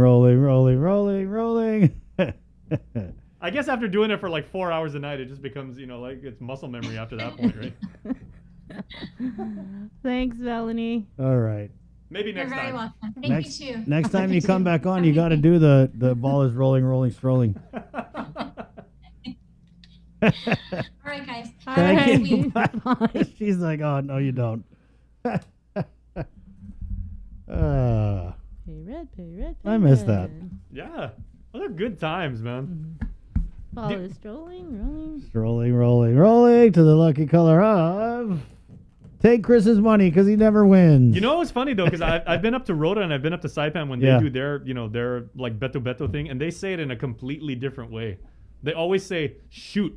Like for some reason, like when you put then instead of all bets down, they're like all right, and it's red and it's green and it's purple and shoot. And it's like no all bets down. It's like all right, everybody, hands off the table. Hands off the table. I wonder if Mayor Alec ever did like the. He seems like he would have. He's here now. He is, yeah. Okay. Good morning, Mayor. We were just talking with Melanie Brennan of DYA and CPS, and she said in one of her past summer jobs, she was actually the Beto girl. Yeah, she was a caller for Pay Red. So, we weren't here on Guam for too long during those years of mine. So, but when we visited, we played. Right. Mayor Alec. It didn't work, but we played. He's here. We do a weekly update with the Mayor's Council, and Mayor, we're going to take a quick break and come back with Mayor Jesse Alec, the president of the Mayor's Council of Guam, next, right here on the link. Good morning. Do you feel like you're missing out on something? Make life more rewarding with Pacific Points.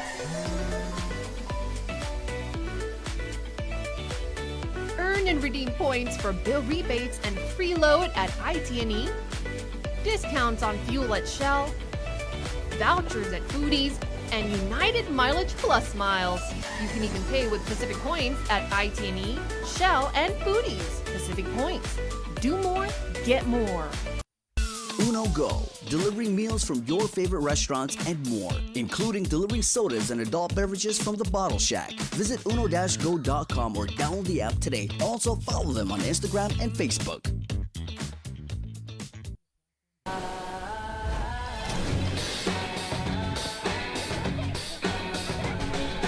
Make sure you're connected. The writing's on the wall. 'Cause if your mind's neglected, stumble you might fall. Connection is a human necessity, one we need today more than ever. And with the new First Hawaiian Bank mobile app, you can stay just as connected to your finances. And it all starts with yes. GU Self-Storage, conveniently located near the Harmon McDonald's. We offer affordable rates, online payments, and auto bill pay for your convenience. Plus gate access daily from 6 a.m. to 9 p.m. Call us today at 648-7867 for more information.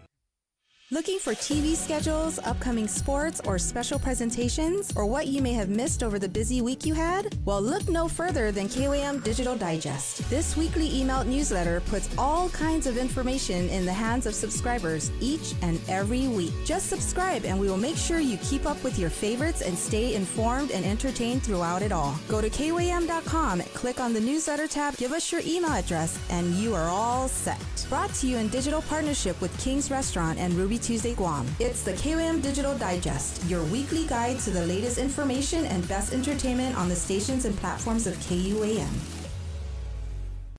I decided to get vaccinated because just thinking about all the lives lost from COVID and everyone on island that contracted the illness, I realized that I need to do my part, not just to protect myself, but our community. And I also realized we're still not out of the woods with variants that are out there.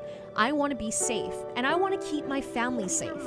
I'm Tyler Matinani, and I'm a proud member of the vaccination. Join the vaccination. Scan and plan. For more information, go to KUAM.com. Brought to you by American Medical Center, your partner in healthcare. Listen, watch, and learn from the daily Chamorro News updates from KUAM News. Catch them on The Link during the 8 o'clock hour, streaming online on Isla Radio, or on the KUAM News YouTube channel for your convenience. Tune in and stay informed, all while preserving our precious culture through the daily use of our native Chamorro language. Chamorro News updates are brought to you by your familia at First Hawaiian Bank. Uno Mixed. We're mixing it up on the last Thursday of every month with a look at lifestyle, entertainment, food, and so much more on the stations, networks, and digital platforms of KUAM Communications. Uno Mixed is presented to you by Docomo Pacific, Better Together, and Pepsi. I need a girl to walk with in the sand. Oh, sing na na na na. Oh, sing na na na na. Oh, sing na na na na. Oh, sing na na na na.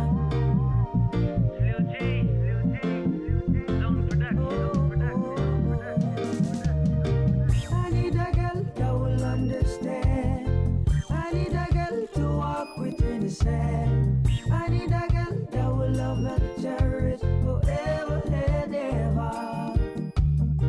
I need a girl that will understand.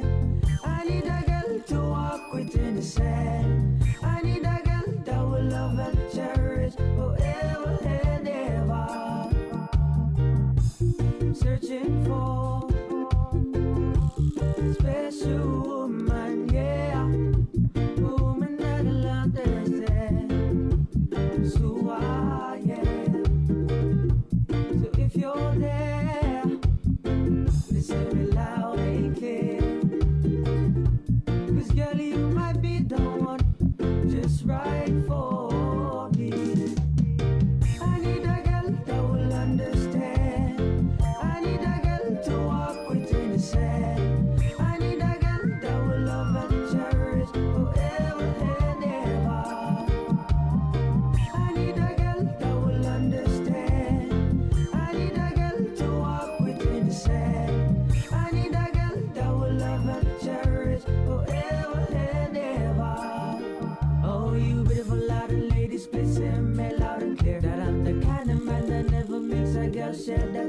sit in a video when you're down, even girl when you're blue. We just talk all night, maybe even after school. Watch the stars and the moon, maybe have no food.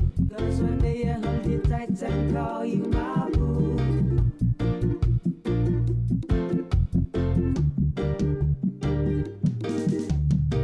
I need a girl that will understand. I need a girl to walk with me in the sand. I need a girl that will love and cherish forever and ever.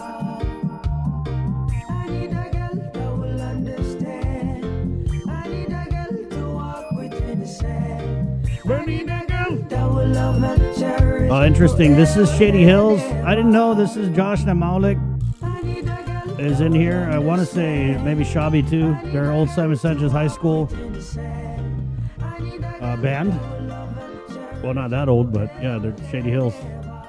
You realize you're talking to somebody who I know. next year celebrates his 30th high school reunion. Wow. We are old sharks. It's Tuesday. We're the shark that sleep all the time. Not No, just you're in the that bottom shark of they just keep showing that picture of. They're like, this shark is 700 years old. Yeah, that's us. Morning, Bree. Good morning. Welcome to the link. Pacific Point. So we got a shark, a gecko in the Zoom room. We have an islander. Bree, what was your high school mascot again? Eagles. Eagles. And then, and then Joser is a... Is that an eagle? I don't think that's Joser said his mascot was Kababayan. That's a great mascot. Okay. Well, kind of like same thing like Islanders, right? Yeah. Right. And again, Mayor Jesse actually he debunked that myth for us that one time because he said, he was a proud JFK grad, green and gold all the way, but he lived in Petey. Right. So Mayor, can you break down that story again? How were you able to actually go to JFK living in the central part of the You're island? make everyone think I broke the law. I didn't break the law. Oh, Jay. No, I lived in Tamuning because my mom's side is from Tamuning. So we have a house in Tamuning as well. Right. And so, we got older and I moved back to PD. There you go. So That's the straight story. Don't listen to Jason. 7:36, Mayor. So yesterday, Sabrina went to the Menengan Memorial. Some really great pics that we were able to put up on our social media. But this kind of signals the beginning of the liberation season. I understand there was a little bit of issue with whether or not these memorials would be publicized. Well, yeah, we weren't going to well, of course, we want everyone to know that we're commemorating liberation, right? And we want our Manana to know that. We want our people to know that we'll continue to celebrate or commemorate liberation because it's important for us as Chamorro. And so we didn't want to publish only because, we're kind of concerned about the social distancing issue and the capacity. But, of course, so it is published now. And but because it's published, we still, I think there's a caveat there that says it's by invitation only. Certainly we won't turn anyone away. Mayor Bill did and his crew did a great job yesterday at Menengan. And it was a nice and simple ceremony. It wasn't as elaborate as it was in previous years, but it was a nice commemoration. And I thought it was appropriate, for our time. And so, of course, all the island officials were there. The military was there. The governor gave her remarks. She, I have to say that I appreciated her remarks in acknowledging the American forces because it's true, I mean, when we think about the military now and we think about our relationship now, that's kind of what I want to always remember is that, and I always remember that as a child and listening to my grandparents and the elders, they're very appreciative of the Americans, and as we evolve and we learn more perhaps, or we find ourselves in difficult situations as a colonized perhaps nation, as some might refer to, we should always remember that our Manina went through the atrocities of war, experienced those experiences and experiences those difficulties of war, and they were very appreciative of the Americans coming in and saving the day. And so, that's something that I think we always need to remember. One of the things that I know I'm going off the path here. But one of the things that I also know in interviewing some of our Manamkor survivors is that they don't have, yes, there was a lot of animosity towards the Japanese people at the time, but some of them realized that, you know, they really were just told what to do by their leaders. And so there is a sense of peace and a sense of forgiveness now towards the Japanese people, which I'm very happy to hear. We also acknowledge the presence of the Japanese Consul General at all our memorials, and they also lay a wreath on behalf of the government of Japan, and so that's also very significant for us. So it was a nice ceremony yesterday, and we'll be having more ceremonies this week. I believe the Asinan ceremony was right after the Menengan yesterday, and I believe this Thursday is Kalagwek in Barrigada, and there's a whole list of them throughout the month, or up at least until the 21st. Where's the Asinan one? So, Asinan is the border of Zoni and Chalanpago, so right at the Pago Bay Bridge, and that's kind of a newer memorial that the Menengan Foundation and the mayors have actually been working on. Interestingly enough, the people from people who are going through Pago Bay Bridge this morning, if you're coming from Jotnia, you look on the right-hand side right by the pavilion. I don't know if it's still going to be there. You're going to see some wreaths. So that's what those wreaths are there for? I got you. Okay. That's correct. Yeah, that's correct. So that's the Zotnia side of the Asinan Memorial, and then on the left side is the Chalanpago side. So that was the distinction between this year and last year. So last year it was hosted by the Chalanpago Mayor's Office, and so that what I've learned is that the people from PT and Asan marched to Asinan as opposed to going to Menengan. So I'm taking a greater role in preparing that memorial these days. And so, you know, beginning it's COVID, right? So we didn't do too much. There's a lot more going on with the people of PD actually in the war. So you'll be seeing some of that coming out hopefully this year, going into next year. So yeah, our liberation memorials have certainly begun, and we look forward to commemorating them as we go along. Of course, there's the Fena Cave, where that's typically a large gathering. There won't be a large gathering at the cave this year. It's very limited. It's just a handful of people going in. I believe it's just the Navy officials with the mayor and the governor. I believe the mayor of Agate and the governor. But they're definitely commemorating that whole the Fena massacre and all the people of Agate and Santa Rita with a mass at the Our Lady of Mount Carmel Church. So again, nothing has been reduced to anything. It really just is commemorating it in a different way. Mayor, do you know if the Fena Memorial, if the media is going to be allowed to go? I don't believe Yes, I want to say yes. I think we should allow the media to go in, and if anyone has any issues, I'm certainly always willing to help have people go in. And again, if the people can't go in, then I believe there should be some kind of broadcast or some kind of recording for our use and for posterity. What about did you mention Tinta and Faha on whether or not, because on the release that came from Adelup, it said to be determined. That's correct. So there will not be a visitation to Tinta and Faha. If you've never been, it's a nice hike. Well, I'm sure it's nothing for Bree, but it's a nice hike up to Tinta. But I don't believe we're doing that this year. And we're having a mass though. The mayor is hosting a mass. I don't believe at the time of the publication of that schedule, the mass time was not confirmed, but I believe the date is confirmed. Okay. What else is going on? That's kind of about it. There's no parade. I know that the people are still asking about a parade. We're not hosting a parade, and I don't believe on the governor's side she's hosting one as well. There's definitely going to be fireworks. So I know GVB is a part of that, and there's going to be at 3 different locations in the island. So certainly fireworks on the 21st. Already plenty fireworks. We got the fireworks with the adoption bill. We got the fireworks with the Doctor 112 bill. Plenty fireworks already. Somebody said, "Oh, we didn't do fireworks 4th of July." Yeah, we did. Yeah, that's true.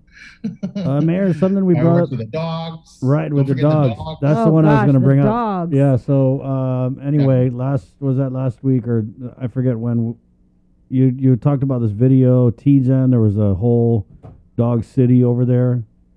Right. Has there been any action taken on that? The dogs, I believe, are still there, but we have a plan, and the plan is really to relocate them and to shelter them. That's the bottom line, and Relocate take it them? from Like to where? relocate them to shelter. Oh, Like right, yeah. the gain or? Like Gain, yeah. Gain is our only shelter. Is it hard to catch these? Like, so in a situation like that, Mayor, when you go and you get your cage or whatever you do to rally them up, what do? You leave the cage open, you put food inside, or is it like, come here, boy, go in the kennel. The dogs are smarter than us these days. You're right. They don't work like that. They're not the same as the ones that were around our grandma and grandpa's house. So we're definitely, and maybe everyone should know, and that the mayors aren't doing this on their own. We're certainly working with animal control because they oversee this operation really, and Gain. And they'll be assisting us in how we're going to probably going to trap the dogs so that we can transfer them to the shelter. Yeah, but does Gain even have space? Gain will have space. That's bottom line. Is Gain will have space for the dogs. Okay. Right on. Where are we with the abandoned vehicle cleanup? The abandoned vehicle world, we're still collecting for sure. That's coming in. We know we're going to run out of money soon, but we're hopeful that through the work with the legislature and the administration with the ARPA funds that we'll get more money to do that cleanup. So it's kind of it really is a big deal. There's so much more out there. One of our bigger issues is really the purchase order limits at $25,000. And so I'm hoping that we're not going to make that an issue. We'll try to work with Senator San Augustine on that to ensure that when we're able to procure the removal of these items that mayors are not limited in the amount for their POs. Or not at 25,000, because when you get 25,000, you have Dedido and Jigo and Manila and Barrigada, and they're just going to run out real quick. So that's always been our problem, and we to follow procurement law, right? We have to. There's a $25,000 cap per vendor, and so once you reach that 25,000, you have to change the entire process and go to another vendor. The problem is there's only 2 vendors on Guam, so if you're capped at 50, you're kind of stuck until we start the program again. So those are the little roadblocks that we encounter that I don't believe the people deserve, and that's just the bureaucracy of things. And I just hopeful that in the coming months that will change, because people don't want to hear our excuses, right? And they're not excuses that we've made. They're just excuses within the law, and I say it like that because they are. We have to follow them. Have you guys had any more discussion with Adelup on the American Rescue Plan funding? None recently. No. Yeah. What about the COVID differential pay? Any update on payments? Can I tell you that I think I was dreaming about you because I don't remember. I knew I was coming off this morning, and that's not a joke. I was thinking when I woke up, I thought, did I have a discussion with Brie on this? Because yeah, you did.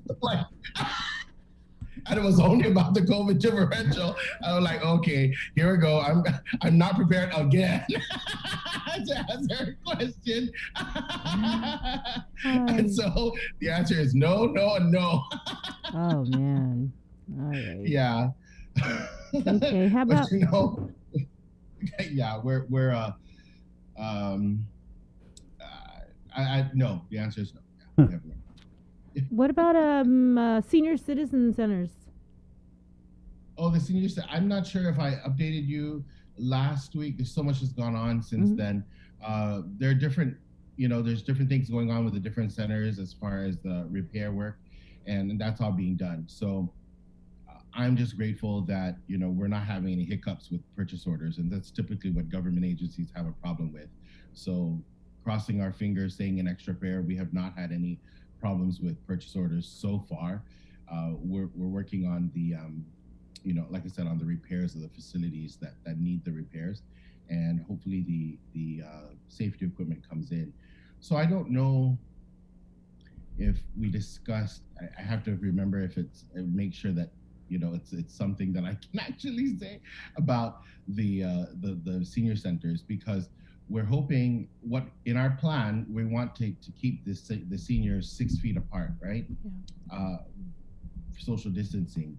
But I think we're looking at making it so that they are utilizing 1 6-foot table for every 2 senior citizens now, and that's kind of what we're working on.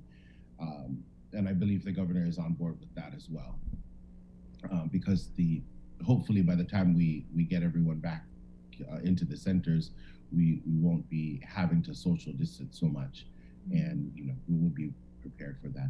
We'll still have the sneeze guards, the plexiglass available, because again, there are Manamco, right? And we just want to be able to, if they feel comfortable with it, then we'll use it. So that's still being procured and still part of our plan. Is there a new tentative day that we're hoping to reopen them? I know the governor signed her executive order for the 1st of July. It's July 6th. October When you 1st guys is were still, blindsided. October 1st is still our goal for the senior centers, and we're hoping that we can open the adult daycare centers sooner. Those 4 centers, if we can. We just feel that that's the most need, not only for Manamco but also for their caregivers, right? Yeah. So if we can give them some reprieve and open up our center, the adult daycare sooner, then that's what we're hoping. So we're working on that, and because that is so, those facilities need to be. There's a lot of renovation that needs to be done for COVID related purposes. That's actually been ongoing. So actually, I don't want to give a date, but certainly before October 1st for the adult daycare. For the senior centers, do you, Mayor, do you kind of go around and check on your people who would normally be there just to show face a little bit? Because I know that's where so many of our Manamco get a lot of the social interaction. Yeah, and so most mayors that have centers do check on their Manamco, and for us, I'll use PD as an example. We deliver our senior meals, so that's the interaction that we have, and so and just as well as the other mayors when we deliver the senior meals, and once in a while I'll deliver the meals as well. So, that's the type of interaction we have, which is good, because then there's that, there's just enough time to talk, and then you get to go. It's not a whole day chat. But yeah, I think for the most part, everyone is doing okay. And that's, you bring up another issue.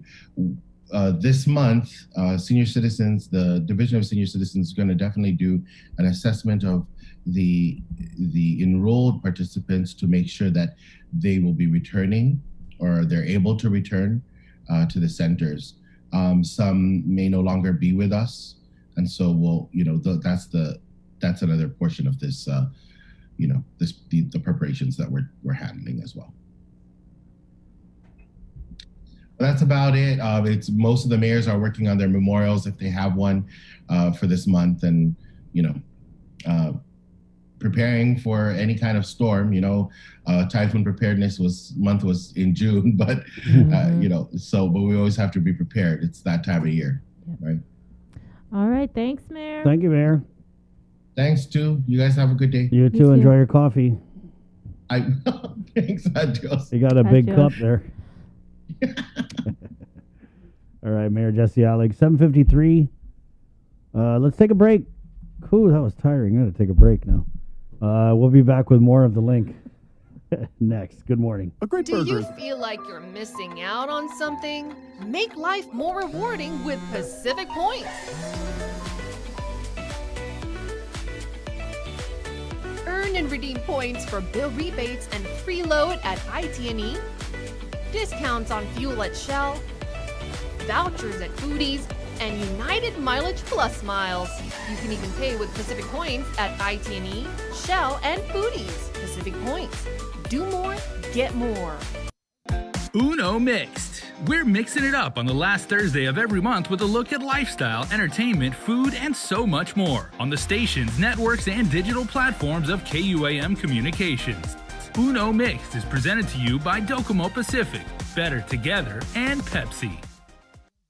KUAM's multi-platform morning show, The Link, just got a little more delicious with Feed Me Fridays. Chris, Sabrina, Jason, and the rest of the morning crew will take some time each Friday to talk food, taste food, and bring you all the latest and greatest in food from King's Restaurants and Ruby Tuesday Guam, old faves, new hits, and everything on the menu in between. It's Feed Me Fridays on The Link. Family platter of fried chicken? Check. Tray of red rice? Check. Birthday cake? Check. 1 case of water? Check. 12-pack of beer? Check. 2 cases of Pepsi? Check. When you have a long checklist but are short on time, we got you. Get it delivered by us. Order on the app or website at uno-go.com. Guam on demand. Shoot, I forgot the paper product. Oh wait, UnoGo has that too. GU Self-Storage, conveniently located near the Harmon McDonald's. We offer affordable rates, online payments, and auto bill pay for your convenience. Plus gate access daily from 6 a.m. to 9 p.m. Call us today at 648-7867 for more information.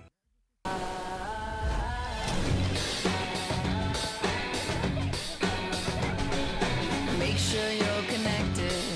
The writing's on the wall. 'Cause if your mind's neglected, stumble you might fall. Connection is a human necessity, one we need today more than ever. And with the new First Hawaiian Bank mobile app, you can stay just as connected to your finances. And it all starts with yes.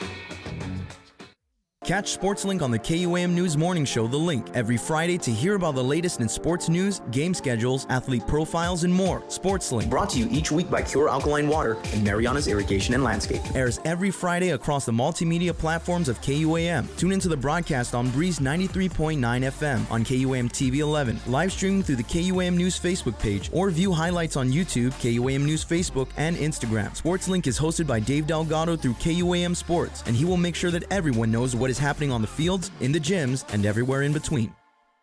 After a year with so many games and events delayed or unplayed, the world is ready for anything and everything in the world of sports. KUAM Communications is ready with more games, more championships, and more specials that are guaranteed to bring out the fan in you. Don't miss a minute of gameplay from NBC on KUAM TV 8 or from CBS on KUAM TV 11. Every month, we'll bring you the action and excitement. Brought to you locally by Michelob Ultra, Superior Light Beer, Mariana's Irrigation and Landscape, and Docomo Pacific. Just more great reasons to tune in and turn on so you'll fall in love with TV again with the best from KUAM Communications.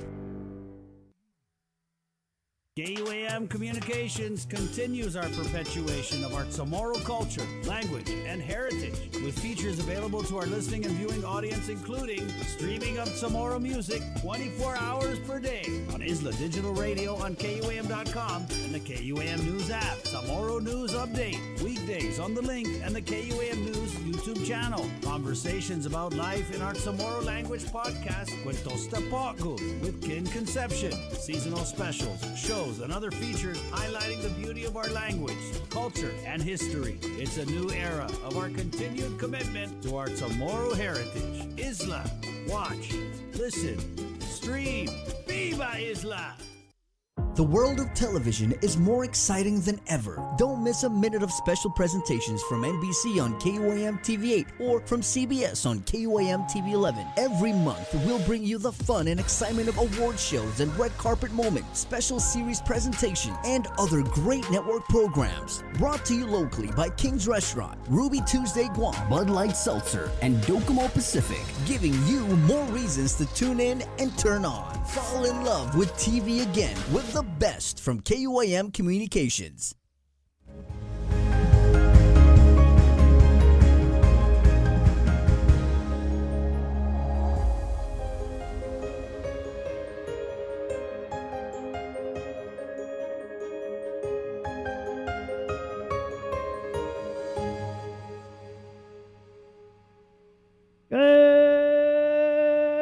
morning, Guam. All right, it's Tuesday. Good morning, KUAM TV. Morning, Sabrina. Good morning. Good morning, Jason Salas. Good morning. And welcome to The Link. It's Tuesday, July 6, 2021. Brought to you by Pacific Points, IT&E, Jack in the Box, and Cabo Enterprises. It is The Link. Good morning. Lots to talk about this morning. Of course, we're doing our in-depth 8 o'clock newscast with Sabrina Salas-Matanani. We got work week weather with Landon Idlett of the National Weather Service. We're going to catch up with Farron Tyron, who reported a port oil spill.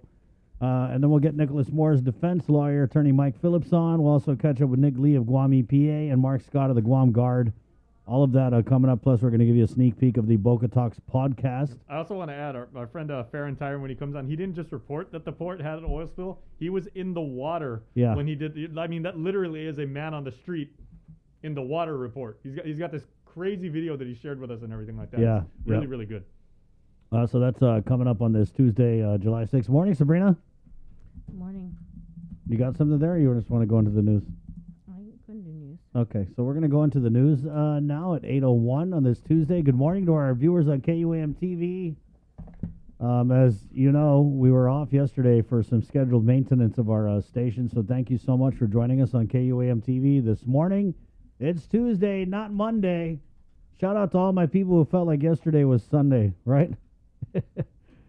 8:01. And somebody who didn't feel like it was Sunday yesterday because she was working hard here at KUAM with the very latest from the KUAM news team, Sabrina Salas-Matanani. Good morning, Sabrina.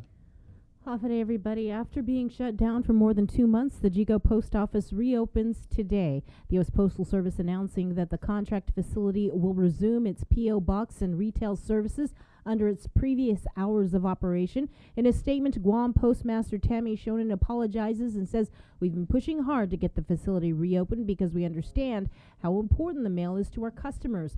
The post office previously said the Jigo and Dededo contract units were closed while they conducted an investigation.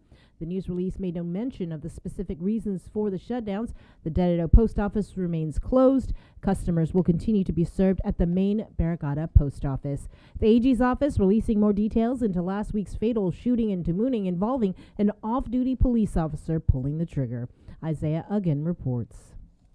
As the case unfolds, the Independent Investigative Team, or IIT, formed to investigate Wednesday's officer-involved shooting in Tamuning that left 49-year-old Fowler Fabian dead, has released new details. According to a release, a knife was confiscated at the scene of the incident and the off-duty officer fired a single gunshot. Additionally, the Office of the Attorney General clarified that an employee who is the spouse of the officer involved in the incident does not work in the prosecution division, the division charged with conducting the investigation, or with any members of the IIT. As is the practice whenever an OAG employee has a conflict of interest in a matter of being handled by the office, a conflict wall is created to limit the flow of information to and from conflicted employees. As we reported, Chief Prosecutor Basil O'Malley said that they will be following the set of procedures for any homicide investigations, such as follow-up interviews, a forensic autopsy of the deceased, and ballistic examination of the firearm. KUAM News learned that the victim, Fabian, is a grandfather, father to 5 children, and a resident of Tamuning. According to Mayor Louise Rivera, that since the incident, she has reached out to the family to see if they need any assistance. We here at the mayor's office, we know him. We know him to, always come around the area. He has also served his community service hours here with us, ordered by the courts. And, he also has registered to get food commodities. So, every time we're doing the distribution of food, he's around and he gets food to bring home to his family. He was a mellow person and he would approach us and ask us, like, how's everything? Are you okay? And, so it was, he would just tell us like, oh, I need to get fruits, or I need to find a job. But he was also happy taking care of his kids. KUAM News spoke with his common-law, Lucia Setig, who said that there are plans to bury Fabian in Chuk. While the investigation is ongoing, the AG's office is still asking the community to come forward with any videos they may have, or if they were a witness to what happened. You can submit any videos or information available via email at info@oagguam.org or call 475-2580. Reporting for Guam's News Network, Guahusi Isaiah Uggan. With more news, here's Nestor Locanto. This news update is brought to you by Pacific Points. Do more, get more. Hafide and good morning, everyone. Here's a look at your local headlines on the link. The entire healthcare system is under attack. That's how one doctor described the impact of Speaker Therese Terlahi's bill that would end mandatory arbitration for malpractice claims. A group of medical professionals representing the healthcare community held a news conference Monday ahead of the first public hearing on the measure scheduled for later today. Here's more. It's clear the bill has struck a raw nerve within the healthcare community. More than 20 faced off before the media, and still others spoke from online, all voicing opposition to the measure. They say ending mandatory arbitration, where a 3-member panel can pre-screen a malpractice claim to determine if it has merit, would have a chilling effect on their current practice. They say doctors would be reluctant to stray outside of their core and would more likely opt to refer patients to off-island specialists and subspecialists, all to avoid costly potential litigation from patients who may be unaccepting of bad medical outcomes. Dr. Vincent Dueña suggests the priorities are mixed up. Even for the specialists that we do have here, we still don't have enough to meet the growing demand. These issues are well known to us and well known to our leaders, but still not much is done to prioritize healthcare. Adult primary care providers have to treat extremely complex, extremely sick patients. This is not what should be happening. The main purpose of Terlahi's bill is to provide what she calls justice for those who can't afford costly arbitration.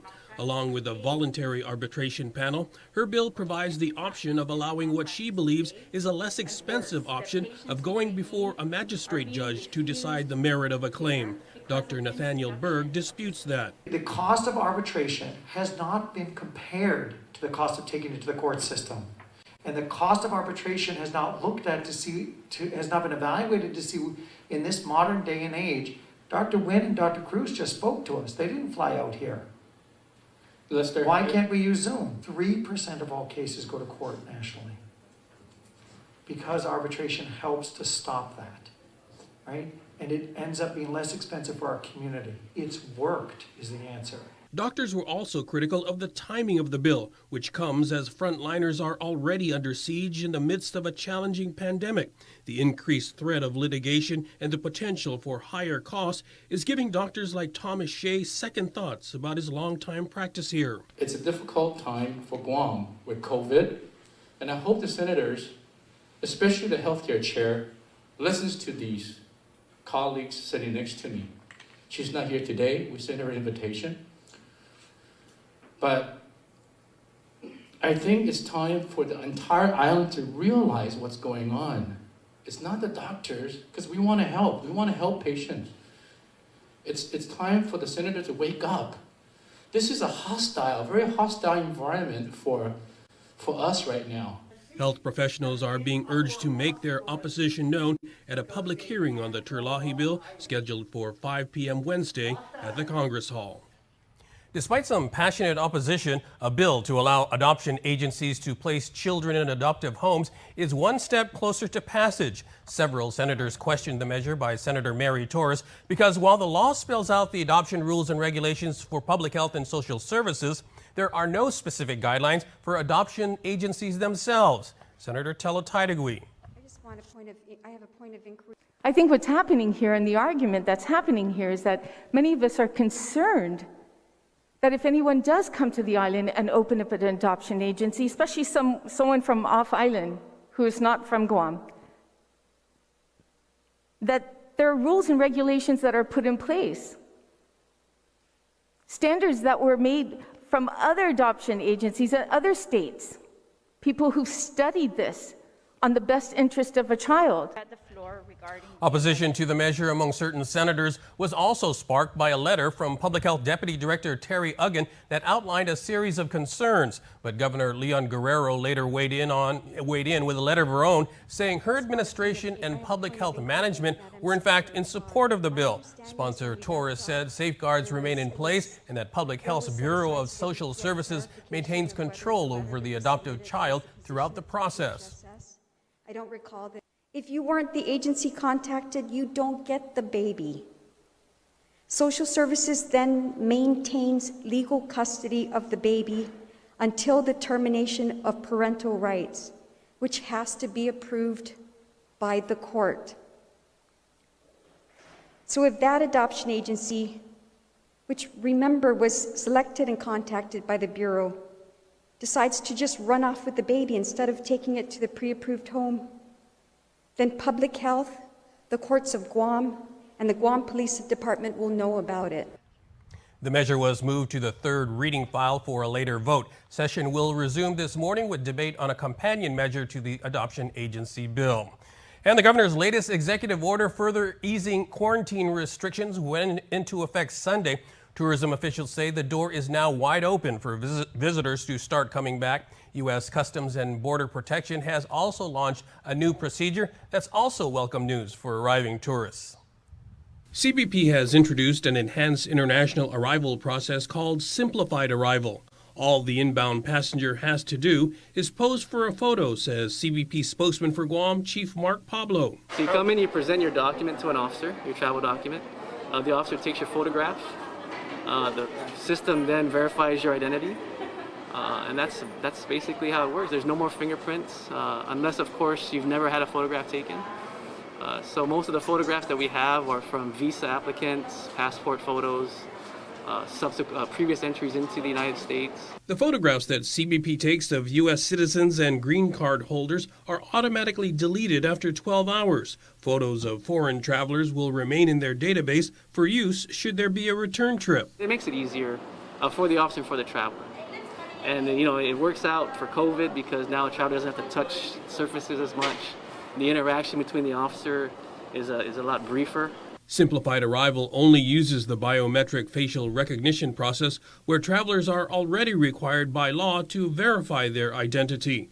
Pablo adds that the system is designed to safeguard privacy. It was assessed by the National Institute of Standards and Technology as one of the highest ranked facial comparison algorithms, and CBP is based its programming to make sure everything is secure. CBP expects that it will help to speed up long lines and congestion during the arrival process. Pablo says there's also a simplified exit program that they're working with the airport and the airlines to launch as well. It's facial recognition that would help you check in for your flight, check in your bags, get your boarding passes, and then as you get to the gate, your photo's taken again to show that you departed the United States. So from curbside to departure gate, it also enhances the travel experience for the passengers. So I think all these innovations are great for the U.S., but mostly for Guam. This tourism industry is one of our biggest money makers for the economy. So CBP is already using the biometric technology at more than 170 airports across the U.S. In other news, Pacific Rim Constructors in Dededo has been awarded an $11.4 million contract to build a solar array at Naval Base Guam Upper Harbor. The company will be constructing a medium voltage utility grid photovoltaic system to include a concrete building, switch gears, transformers, control systems, and associated electrical hardware components and devices. They will be performed in Santa Rita and is expected to be completed by December 2022. That's it for now. We'll see you tonight for KUAM News Primetime. Back to you, Bree. This news update is brought to you by Pacific Points. Do more, get more.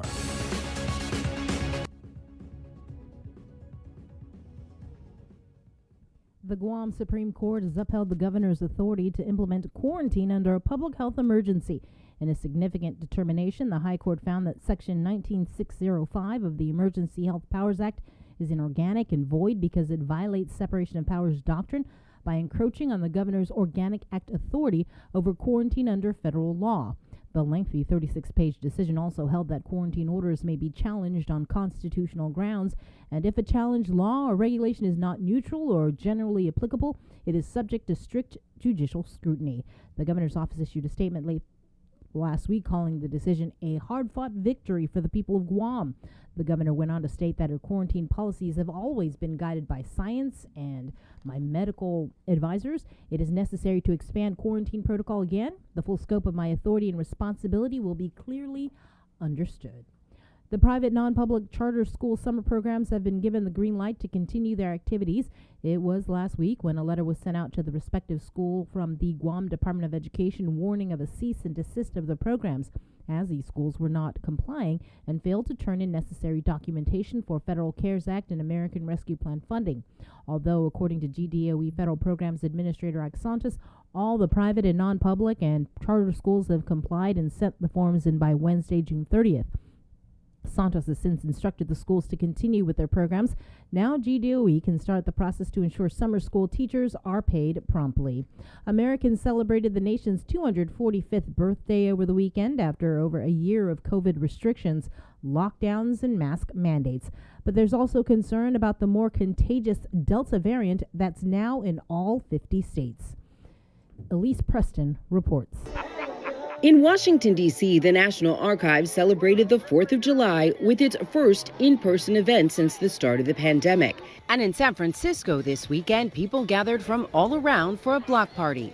It's great. I mean, after a whole year of following the rules, not going out, and now we're finally safe. Nice to see smiles again beneath the masks. But busy airports, big holiday crowds, and close contact celebrations nationwide are raising concern that pockets of unvaccinated Americans could put those gatherings at risk. The numbers vary by state, but southern states in particular are lagging behind with low vaccination rates as the more contagious Delta variant is now present across the country. Utah's governor says his state is seeing rising hospitalizations. We're working hard to encourage our younger population to get vaccinated. We have 89% of those over the age of 65, so we feel really good about that, and our death rates have come down because of that, but we desperately need more. The U.S. came close but did not reach President Biden's goal to get 70% of adults at least partially vaccinated by Independence Day.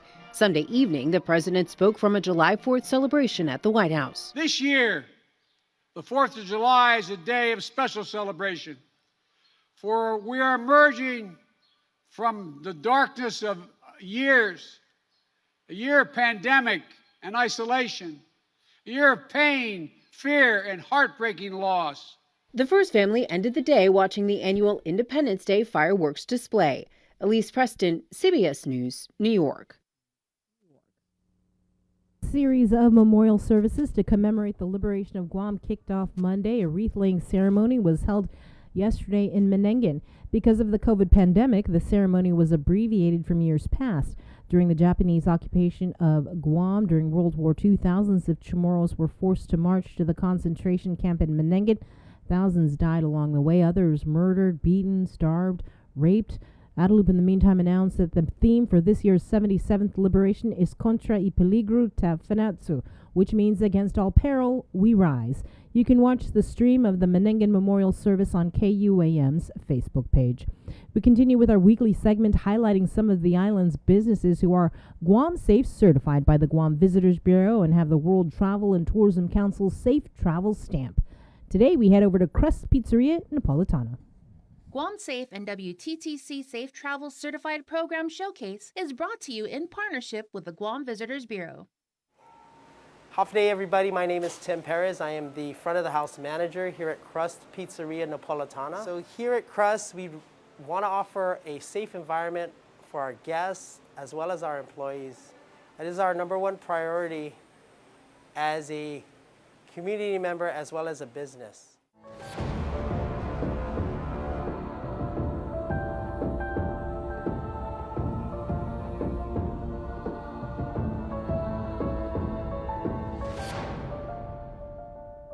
So having the Guam Safe certification stamp ensures peace of mind for our guests. It gives them confidence in what we can provide here at Crust.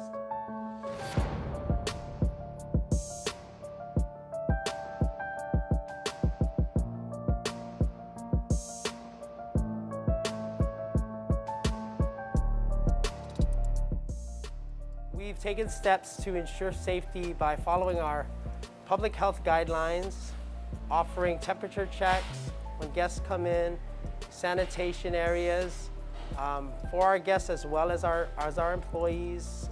We sanitize the front of the house, the back of the house, all surfaces very often. We also provide a social distant setup. We require our guests to wear our masks at all times, of course, if they're not eating or drinking in the establishment. And we do wellness checks on our staff as well as have the restaurant sanitized very often.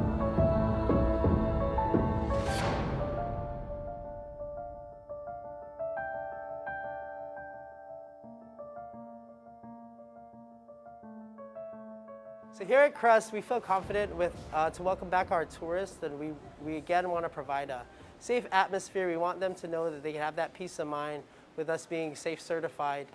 We'll continue to follow all the protocols and safety measures, and we welcome you back.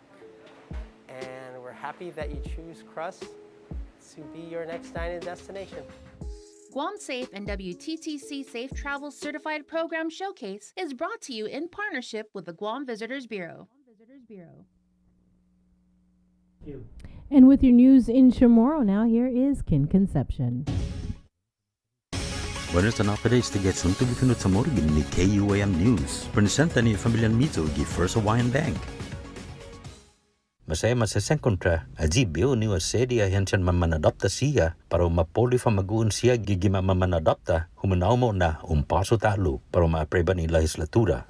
Guasya Senador Macustone adun na biyo no tinigil Senadora Mary Torres. Sabenta sila explica claro i reglamentun manadopta para Departamentun Salud Publiko dan Pension Social. Taza reglamento para di ahensya ni mamanadopta. Ilingi si Senadora Telo Taidagui na kulan aji matsusesa di jan nagumento guini sapot megagizahita mahonggi na kung mababa ay hensan manadopta pioda di siya itimantaw to esti sagwa siya reglamento niya no makope ginin otro siya na lugar gi Estados Unidos no imustudia esti para imenalig famaguun siya. Senador siya ni kumukontra este na bill sa mansen in efekta ni Jikatan ni Segundo Director de Public Health si Tim Agun no explica siya problema gi bill. Lo magahaga luliangro sa manggi kataloke no anong na administrasyon niya sa ni Public Health sa masupopoti bill. Itumugi bill si Senadora Mary Torres sa lang na nagwa esta siya ang reglamento ni Public Health Bureau of Social Services sa siya apodera para ito inanaw na para ma-adopta na padgun. Masigon mo na na bill para minatres na reading na file para mabota gidespues.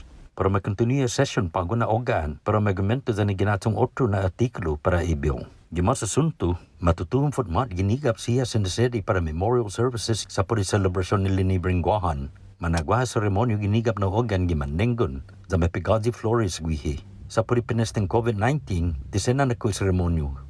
Di durante ni tempon sa panis gigirandos, pun mit siya na sa moro mamaufesas po fan matsa para concentration camp giza manengon. Sa lamig aman matay entry adyo na minatsa. Otro siya sa man mapuno, man maanya, sa man fanyalang.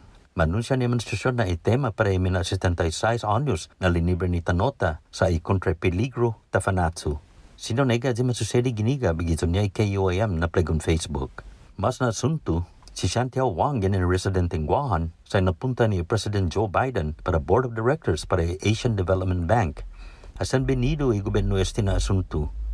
Jalingan na sen bani dosagwi ni Presidente na recognise talenti jan na sinanihay siya itaw-tawta. Ginumiskwela si Chantiao gi Academy for Lady of Guam na eskwela. Imaadzik jan ni subisyon niya para federal sa anog na manhoben na famalaonta sa sinyaloki mansenfak sa gisetso niya para federal sa giyalumi pinalalahi mas humulului gi diferentes klasin sotso tagi finance and technology. Si Wang sa haka sa asad bi federal gi napunta siya na posisyon gi papatres na presidente si Clinton, si Obama, Zapago, si Biden.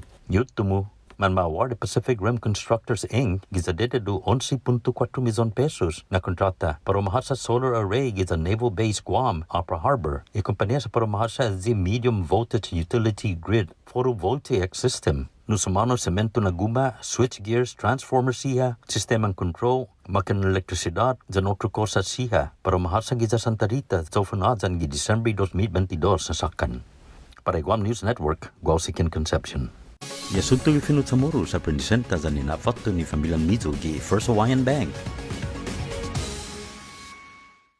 June makes the best malasadas in Hawaii, a fact not lost on Daryl, whose brother Byron is cooking the onaga he caught at a secret fishing spot with his girlfriend Malia, who used to work for the Shave Ice Guy, whose second cousin Vince drives the school bus ridden by Calais, whose auntie makes the best malasadas in Hawaii. Everything here is connected, and with the new First Hawaiian Bank mobile app, you can stay just as connected to your finances, and it all starts with yes.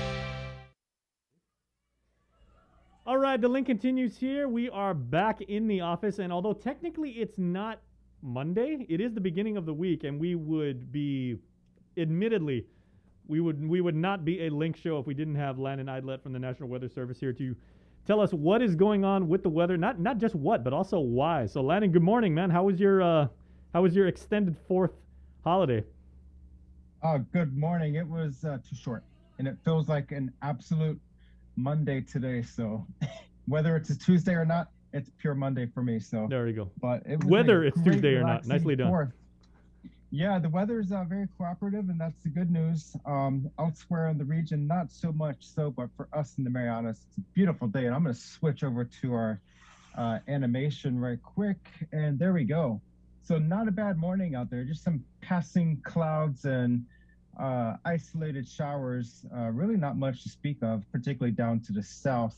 And once we open it up, it's really not a bad day across the region either. But you see those clouds just to our south, and that's with abundant moisture, of course, has been ever present across Micronesia. And if you recall, over the last several weeks, I've been talking about this upper level trough that's generating those showers and thunderstorms in the Tut cells. I'm going to pull up these wind streamlines showing that trough. And so there's a broad upper level circulation right here, and that trough stretches just across the southern Mariana Islands and then goes on up towards the northeast toward Wake Island. That trough axis is keeping things pretty calm across us, but to the south, it's helping induce those showers and thunderstorms. You see those clouds fuming off of the deep convection to our south. I'm going to switch these streamlines. This is from the upper atmosphere. This is at the surface, showing that convergence at the surface. This is the ITCZ generating the showers and thunderstorms. Elsewhere across the region, not that bad. There is our 7th tropical cyclone of the year, and that's way over here near Taiwan. That's going to be going into southeastern China in due time before any time to really strengthen. Now, if you see the lightning over here, this is Wake Island. This is our next Tut cell that's going to be rolling slowly toward the northern Mariana Islands. That's not going to really have too much effect. It's going to be washing out gradually in the coming days. But later in the week, we could see more moisture. Again, not so much from an organized system, but just from a surface feature coming through the region that's going to help induce a few more showers. So go ahead and cue up the slides, Jason. Yep, got it. We'll get right to it. I was pulling up the information this morning and came across some of our historical rainfall numbers, and it kind of caught my attention by surprise, and let's see if you can figure it out. So the headlines for today, not much to speak of. Again, it's a beautiful, quiet start to the week here in July. Risk of rip currents moderate along east-facing reefs, and the Guam fire danger is moderate, and that's going to gradually improve as we get more rain across the region. So the next slide, that's the current conditions. Notice the rainfall. We had about a nickel of rainfall here at the office, but the record for the day, just about a foot of rain. And why do you think we had a foot of rain back in 2015? Jason, I'm going to put you on the spot. What caused our foot of rainfall in 2015? Do you remember? Back in 2015, that was... I remember. That's a year that actually, as luck would have it, I actually headed out to the States to go work on my book. And the 3 days that I was gone, we had like an insane amount of like rainfall. When I got back, everyone was like, dude, we had like flooding. We had like everything. Well, that was with the tropical system, and Farron just texted me. He said dolphin. That was May 15, 2015. But on July 5th, 2015, that was, go to the next slide, Tropical Storm Chan-Hom. That spun up to our southeast and passed through the Rota Channel on July 4th and July 5th. And as it moved through the southern Mariana Islands, it dumped a lot of rainfall across Guam. So that was quite a soaker for that holiday event. So this day in history, July 5th, 2015, that was Tropical Storm Chan-Hom. The next slide shows also another Independence Day storm event. Whoa. Remember back in 2018, Tropical Storm Maria. Facebook did a fantastic job sending me these memories yesterday, and I was going through the animated radar as well as satellite showing Maria as it passed right over northern Guam, and then it really started to rapidly intensify once it moved west of us. So you see that burst of lightning in the far right image. That's the center of Maria as it was about to come over the island. It caused a lot of damage in northern Guam and not so much for southern Guam, but that's when it was starting its rapid intensification and then became a typhoon just west of us. So the next slide, this is the Joint Typhoon Warning Center. That's our Tropical Depression 07W. It's going to have a very short lifespan as it makes landfall very soon. And then we're also watching a invest area just east of Vietnam. Of course, neither of those are a threat for us, and no suspect areas elsewhere in the western North Pacific basin that we have to be concerned about. It's just a trade wind pattern north of 10 North and an active ITCZ to the south. The next slide, the seas and surf, they're going to be pretty tame out there. So if you're going to be doing any swimming, this would be a decent week for that. Combined seas today at 4 to 5 feet, and they'll be subsiding gradually in the coming days with a predominant east trade wind swell for the week. So things are going to be flatlining. No major storm events expected, but we're going to see that surface feature come through later in this week. That's going to increase moisture across the Mariana Islands with a little more showers. Not so much a washout, not going to be widespread showers, but it's going to just be more off and on showers in nature. And you can see those typical moderate to briefly heavy showers, and then they move right on by and get on out to sea. So for the week ahead, beautiful day today. Get out, enjoy the sun. If you're not at work or in school or daycare or anything, get out there, enjoy the weather. Isolated showers, east winds at 10 to 15 miles per hour, combined seas 4 to 5 feet. And those conditions are going to hold at least through Wednesday night into Thursday morning. Then we're going to see the moisture increase across the region toward the weekend, but really not a bad day or a bad week ahead of us. So that's all I've got for you today. Enjoy the week. Yeah, well, Landon, real quick, I don't know if you caught it. I don't know if you caught it last night in the news, but our Isaiah Uggan did this really interesting story. There's a flock of birds that have now congregated down at the southern end of the island and Melissa, and a lot of people were putting in our comments, and they were like, birds show up out of nowhere. They were like, uh-oh, that means that there's some pretty nasty weather coming. Now, we know you're a man of science, and you got a couple $1 million worth of computer equipment there, but is there anything from the natural side of science that leads you to believe any evidence and everything like that when you actually see birds migrate, that could indicate that there's some not so good weather on the horizon? Yeah, there's definitely a lot of old wives' tales and stuff about animals going crazy, especially in advance of an earthquake. I've not studied too much of that, especially as far as flocks of birds and stuff congregating in places. I know we had, where we grew up, bird churches, and you would see the power lines covered in crows a lot of times, and some people would say that's ahead of major afternoon thunderstorms and stuff, but that was typical back home in North Carolina in the summertime. You get the daytime heating, you get the thunderstorms, especially if you have a frontal system that can really generate some violent weather, which that's what I enjoyed back home. So as far as the migratory birds, that's a good question. I don't see any suspect areas for tropical weather in our region, so it could be another reason for that. All right. Okay. And the burning question everybody wants to know before we let you go, right? You were saying that heading into the July 4th weekend, you guys at the NWS were planning this epic barbecue, right? And we know meteorologists know how to party, right? So how was your barbecue? The barbecue was perfect. I was watching the clouds just to our south, and so southern Guam, they took the brunt of the showers and thunderstorms. And so we're looking down our parking lot towards southern Guam. You could see the dark sky, and it was very overcast to our south.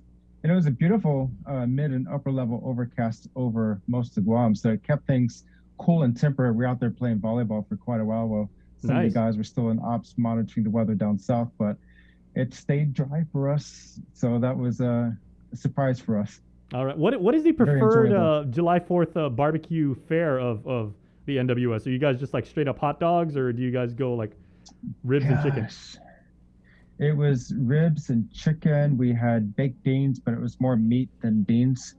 So that's one of our IT specialists He's from Louisiana and has a lot of great Louisiana type food, spicy, barbecue, a lot of meat. So. Oh, nice. Well, hopefully your extended weekend gave you some time to rest, and we'll see you out on the road when you do your running and everything. Burn off those extra calories, man. We appreciate it. Yeah, I look forward to having you here tomorrow for exercise. Yes, I'll see you then. See y'all. All right, have a good one. Okay, so right from that interview, we're going to go into another interview that definitely has bearing on our environment, Chris, because we got a friend of ours right now joining us in the KUM News Zoom room, Farron Tyron. Farron, half a day and good morning. Welcome to the show. Half a day. Thank you for having me. All right. Well, yeah. So we're bringing you on because Chris Barnett over here. Yeah, he's in the show, and he was saying that you actually captured. What were you on a GoPro or something like that? You were in the water, and you captured that there might be some sort of oil spill down in Petey, like right around the Port Authority. Right? That was crazy.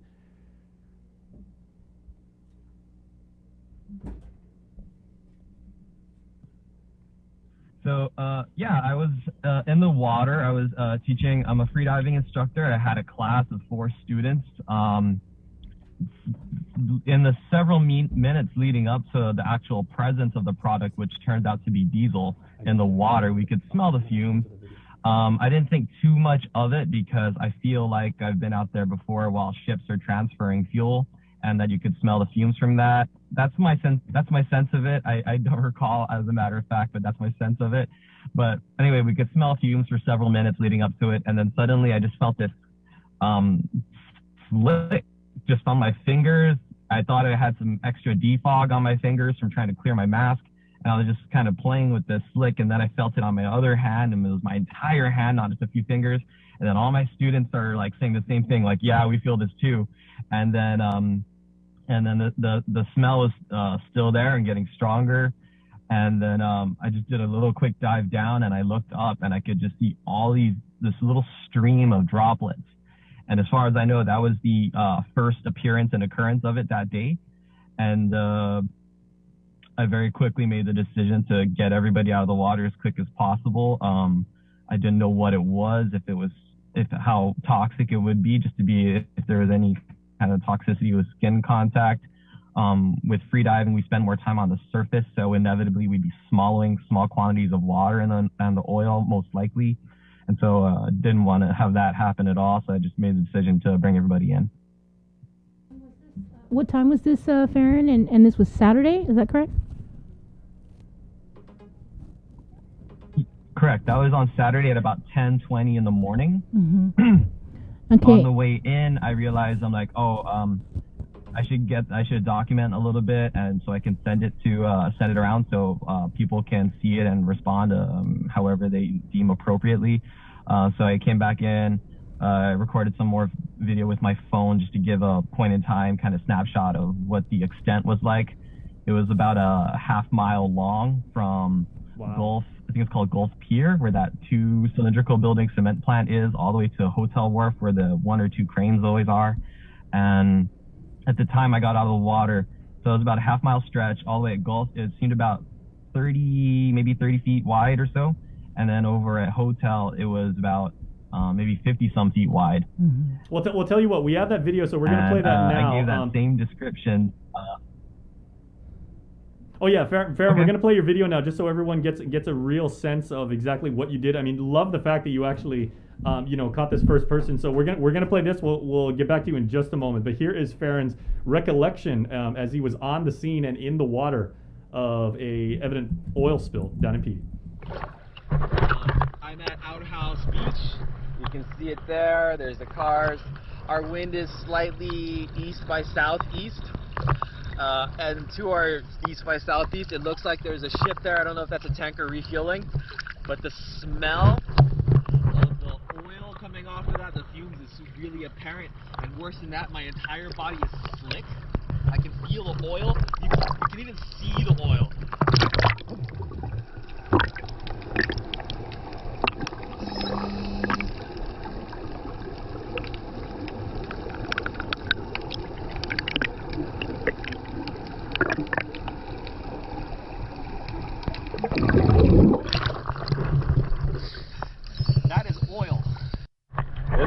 there's multiple slicks. There's one here. There's another one right here.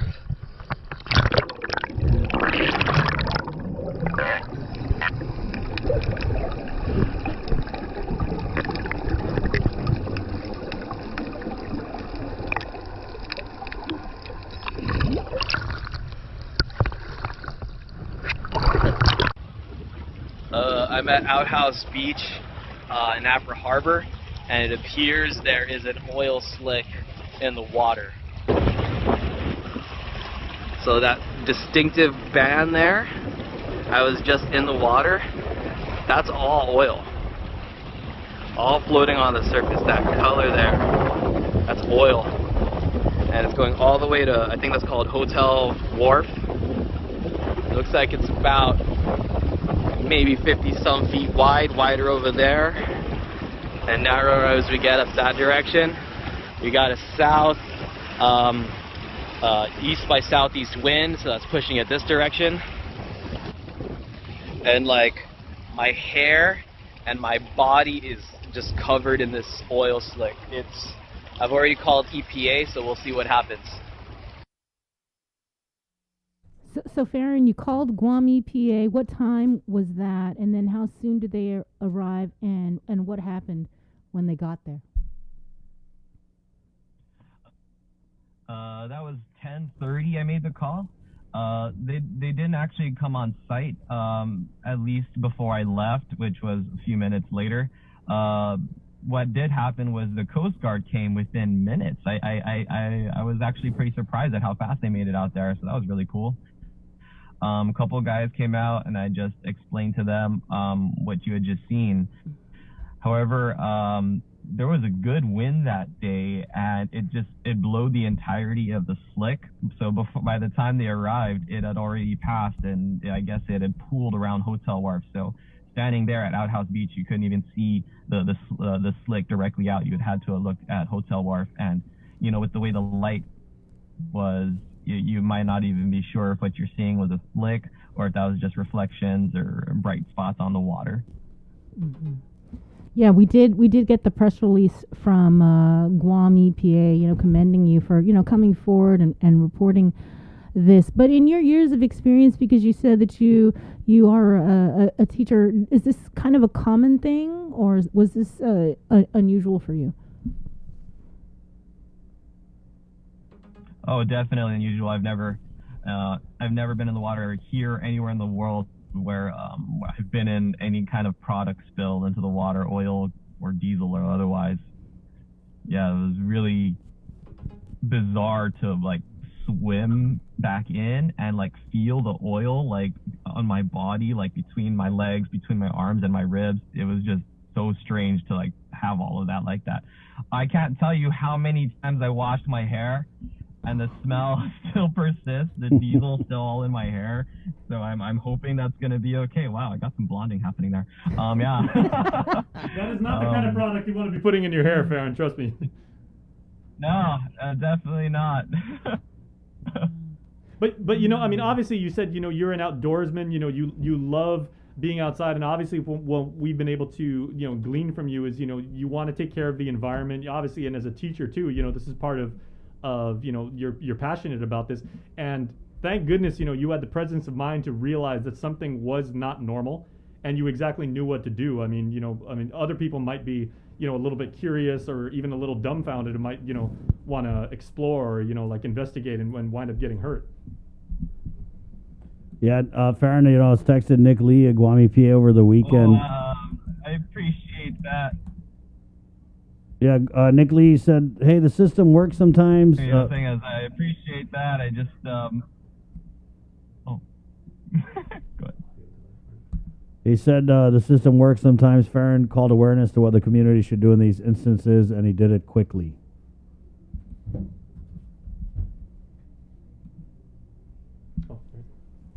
All right, let's bring Nick on right now. Yeah. We'll bring Nick Lee, Guam EPA. Farron, I know you got to run. If you got just a couple minutes just to hang with Nick from Guam EPA, that'd be cool. Hi, Nick. Yeah, I'll hang around for Nick. Yeah. Nick, we're on with Farron. Sabrina, my name's Chris. Good morning. Welcome to the link.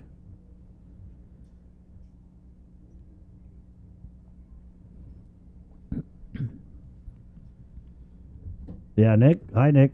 You're on. Hey, good morning, guys. Hey, good morning. Right on. There you go. You're on with Farron and Sabrina and I on the link. Good morning. Good morning. Are we live yet? Yeah, we are. Yep. All the way live. Don't say anything bad about the governor.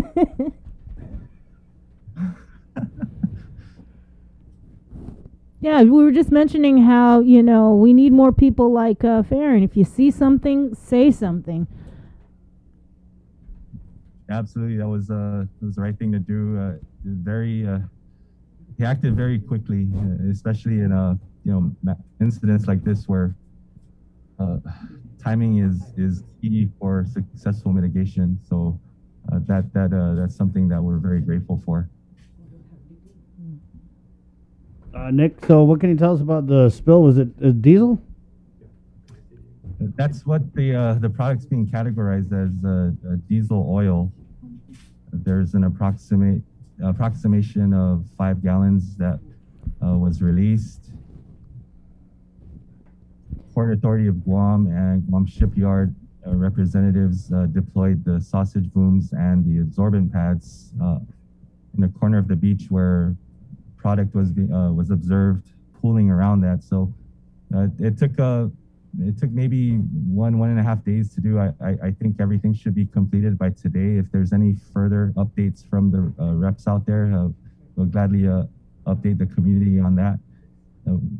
Based on our efforts collectively with the Coast Guard, we do anticipate that there's going to be a visible sheen for the next few days. So that's something that we want to remind the community about as well.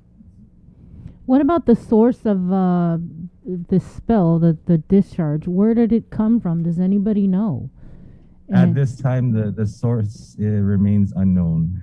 Mm-hmm. I know that part of the Coast Guard's investigation, in instances like this, Coast Guard officials do have the statutory authority to board any watercraft that is in the area to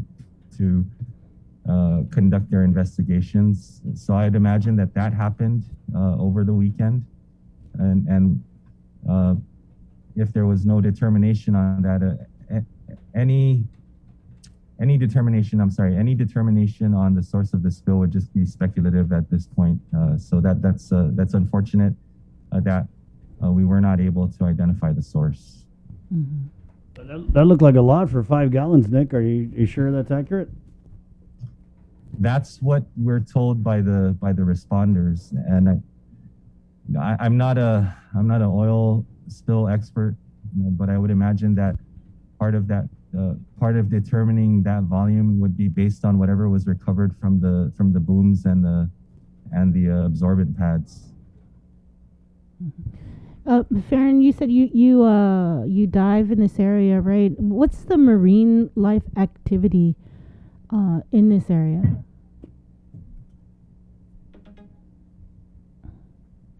Well, it's an extremely popular beach for dive training, so it is a little bit more beat up as you would expect. Am I coming through okay? Yeah. Mm-hmm. Yeah, so it's a little more beat up than you'd expect at some of our nicer reefs, but within the harbor there's some species of coral that you really just find in the harbor. Some of these larger, like really cool sponges, sea sponges, are also really only found in the harbor, at least in abundance. So it's something not to take really lightly. So I'm really glad that responders were able to get out there as quickly as they did and respond to the call as quickly as they did, and things worked as they were supposed to. But if I can comment on the extent of the estimated 5 gallons, the spatial extent of it, I was looking into this because I was just curious. So I remember, I don't know, somewhere on YouTube one of these days, there was a talk about in Ben Franklin's time where he estimated if you could get like a tablespoon or two of oil 1 molecule thick or 1 atom thick, it could cover like the Great Lakes or one of the Great Lakes. So even in the water, just seeing how thin that layer was, I was estimating it to be less than 50 gallons. So I wasn't thinking it to be anything like in the order of hundreds or thousands. So 5 gallons I thought was a little small, but that I have no training with this stuff. That's just my intuition. Farron, are you kind of satisfied at the outcome and the response to this thing?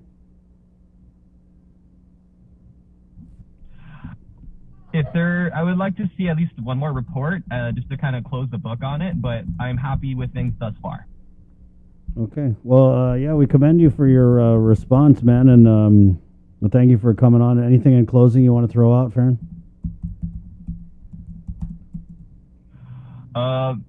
Not for me personally. Maybe Nick, if you wanted to just give us like a SIM 1 number, one way to report it. I happen to have a friend at EPA who I was able to call, but if it weren't for that, I'm not sure who I would have called. Yeah. Thanks, Farron. Yeah, Nick, so what is there, like a hotline or 475 spill?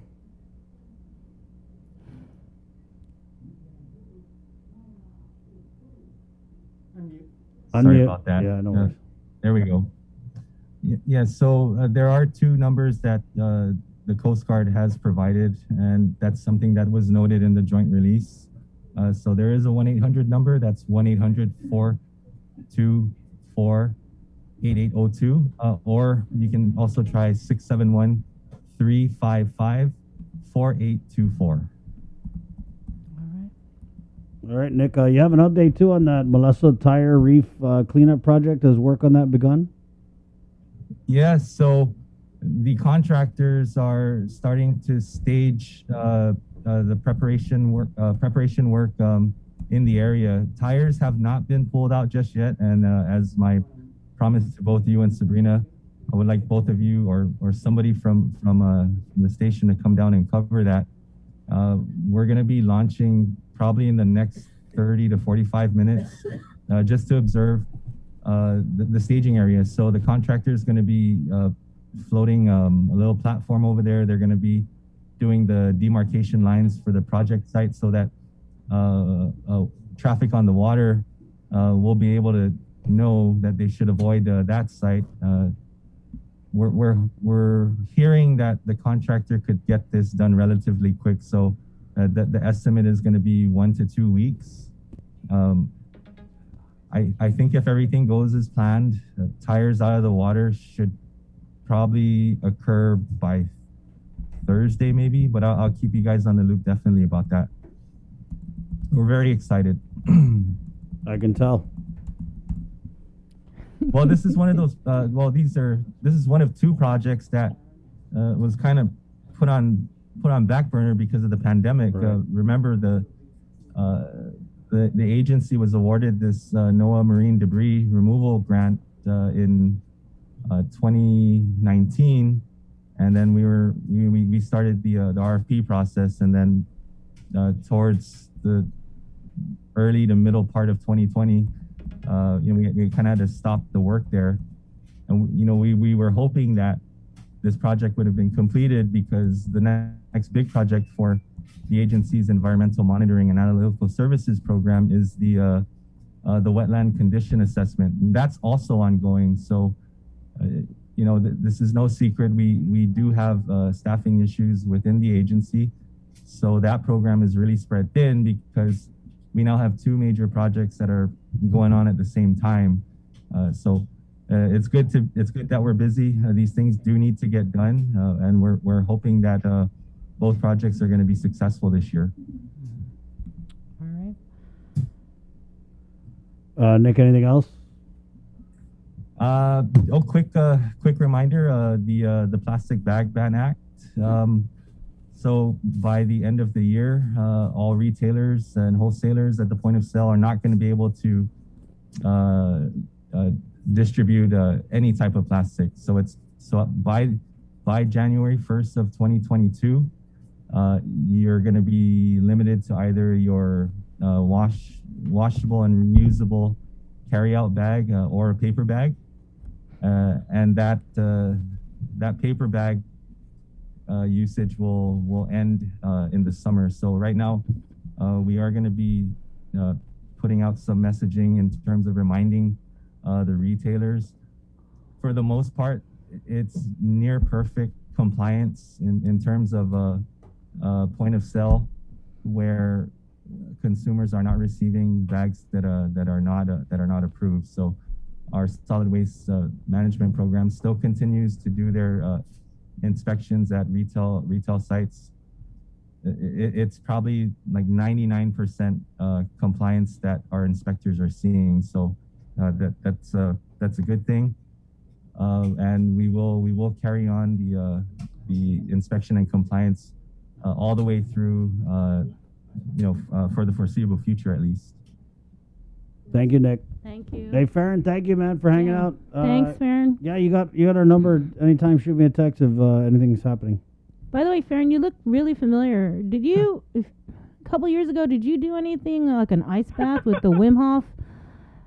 Did you ever do that? I want to say, Oh, yeah. That was I you. did that. Yeah, Okay. that seminar. All right. Yeah, I thought you looked familiar. I'm the guy that brought my oximeter and like went completely under with the snorkel. That's right. All right. Well, it's good you're still around because I remember that. That was like intense. Right. You can follow him on Instagram. He's at the Guam guy, right, friend? And that's the _Guam _ guy. Chris. Right. All right. Okay. We'll see you, Nick. Thank you. There you go. Thanks, guys. Nick Lee. Guam EPA. He's also a demon on the golf course, apparently. So Nick thanks. is? Yeah. Oh. Yeah. I know he posted. He ran off. He ran off. He's like, I know what I'm going.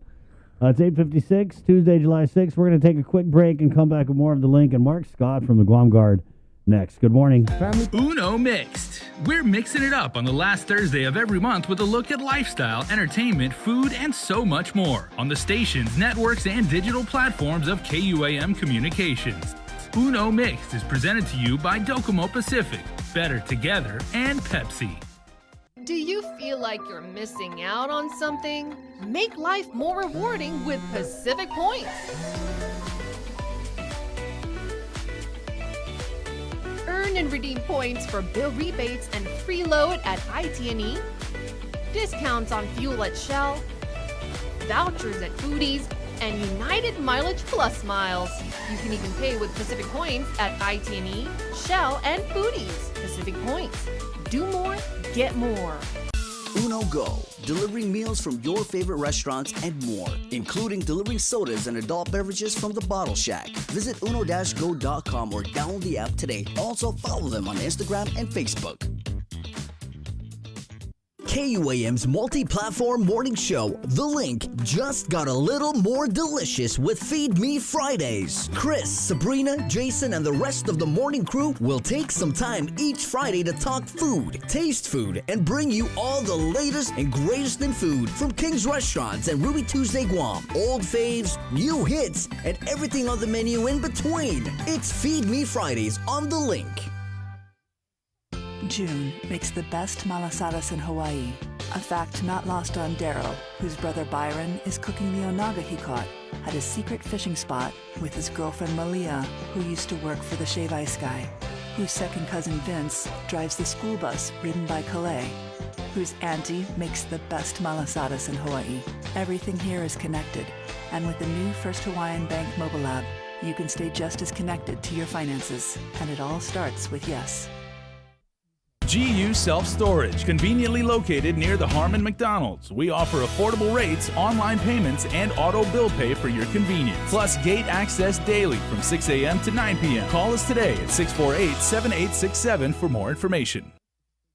After a year with so many games and events delayed or unplayed, the world is ready for anything and everything in the world of sports. KUAM Communications is ready with more games, more championships, and more specials that are guaranteed to bring out the fan in you. Don't miss a minute of gameplay from NBC on KUAM TV 8 or from CBS on KUAM TV 11. Every month, we'll bring you the action and excitement. Brought to you locally by Michelob Ultra, Superior Light Beer, Marianas Irrigation and Landscape, and Docomo Pacific. Just more great reasons to tune in and turn on so you'll fall in love with TV again with the best from KUAM Communications.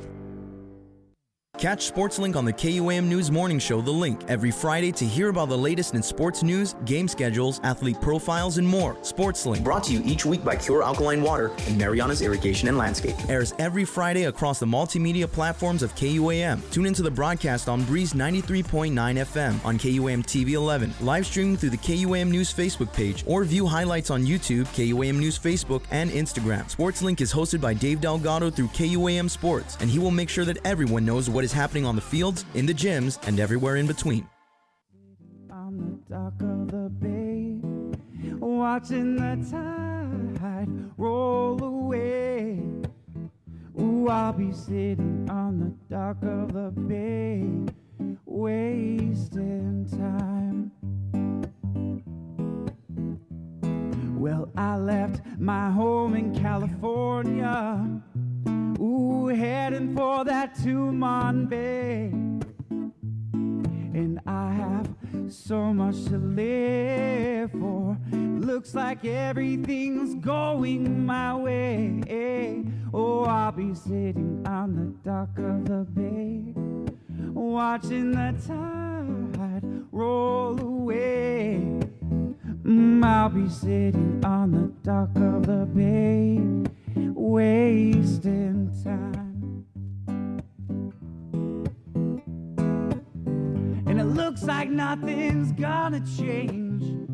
No, everything remains the same. And I can do what 10 people tell me to do. So I guess I remain the same. Well, I'll be sitting here resting my bones, and this loneliness won't leave me alone.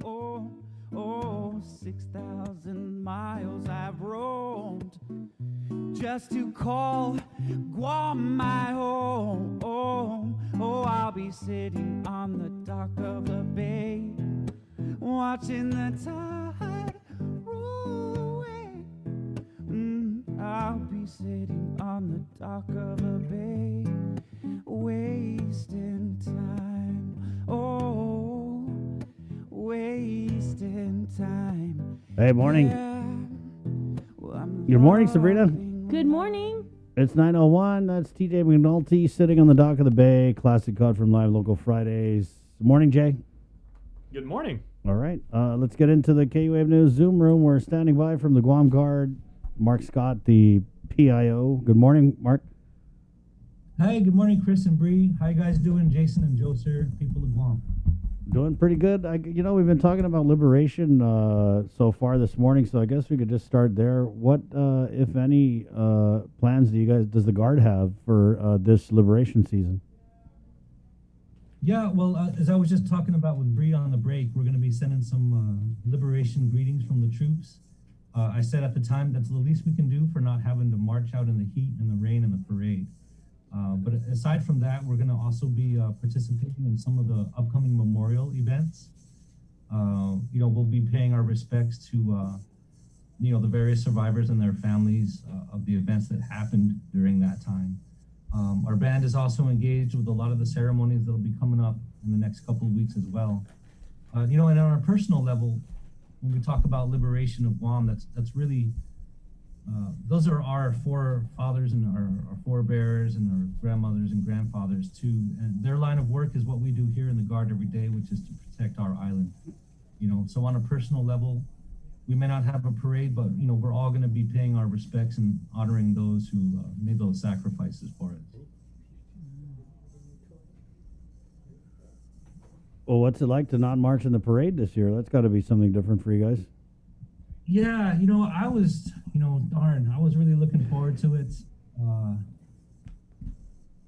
No, I was actually looking forward to taking pictures of it this year. But, it's a real source of pride to march down that street and represent ourselves and showcase ourselves to our people. Of course, we're real proud of what we do.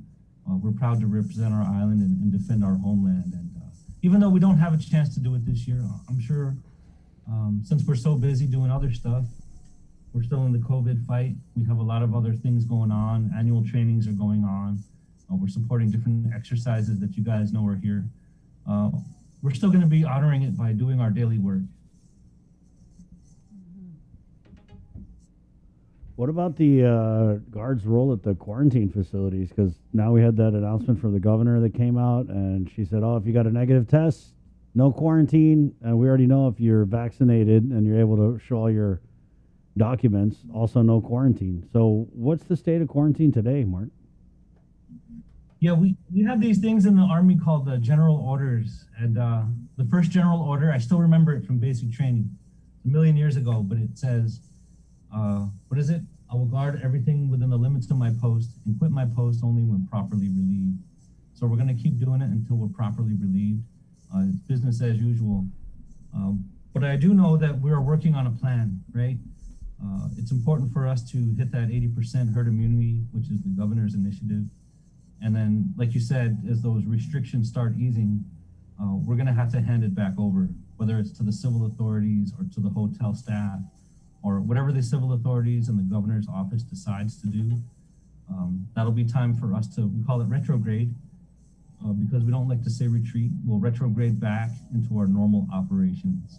So there are those talks ongoing. There are plans underway to have whoever comes in next to operate it after us be trained, be familiarized in how we've been doing it, so we can do that retrograde. But until then, Chris and Bree, we're going to plug away until we're properly relieved.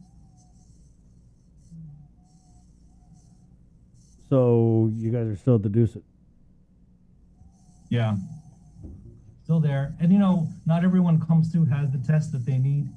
Not everyone comes through with the vaccination. So there will still probably be some kind of scaled down need for the quarantine until the governor says otherwise. Do you have any census numbers, Mark, from like the last couple days? You got any census numbers from like the last couple of days?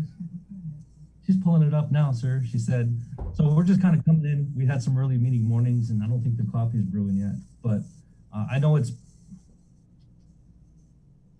that we're expecting some changes with incoming flights from the Airbnb program. There's been incoming flights from, you know, a lot of different activities such as the exercises.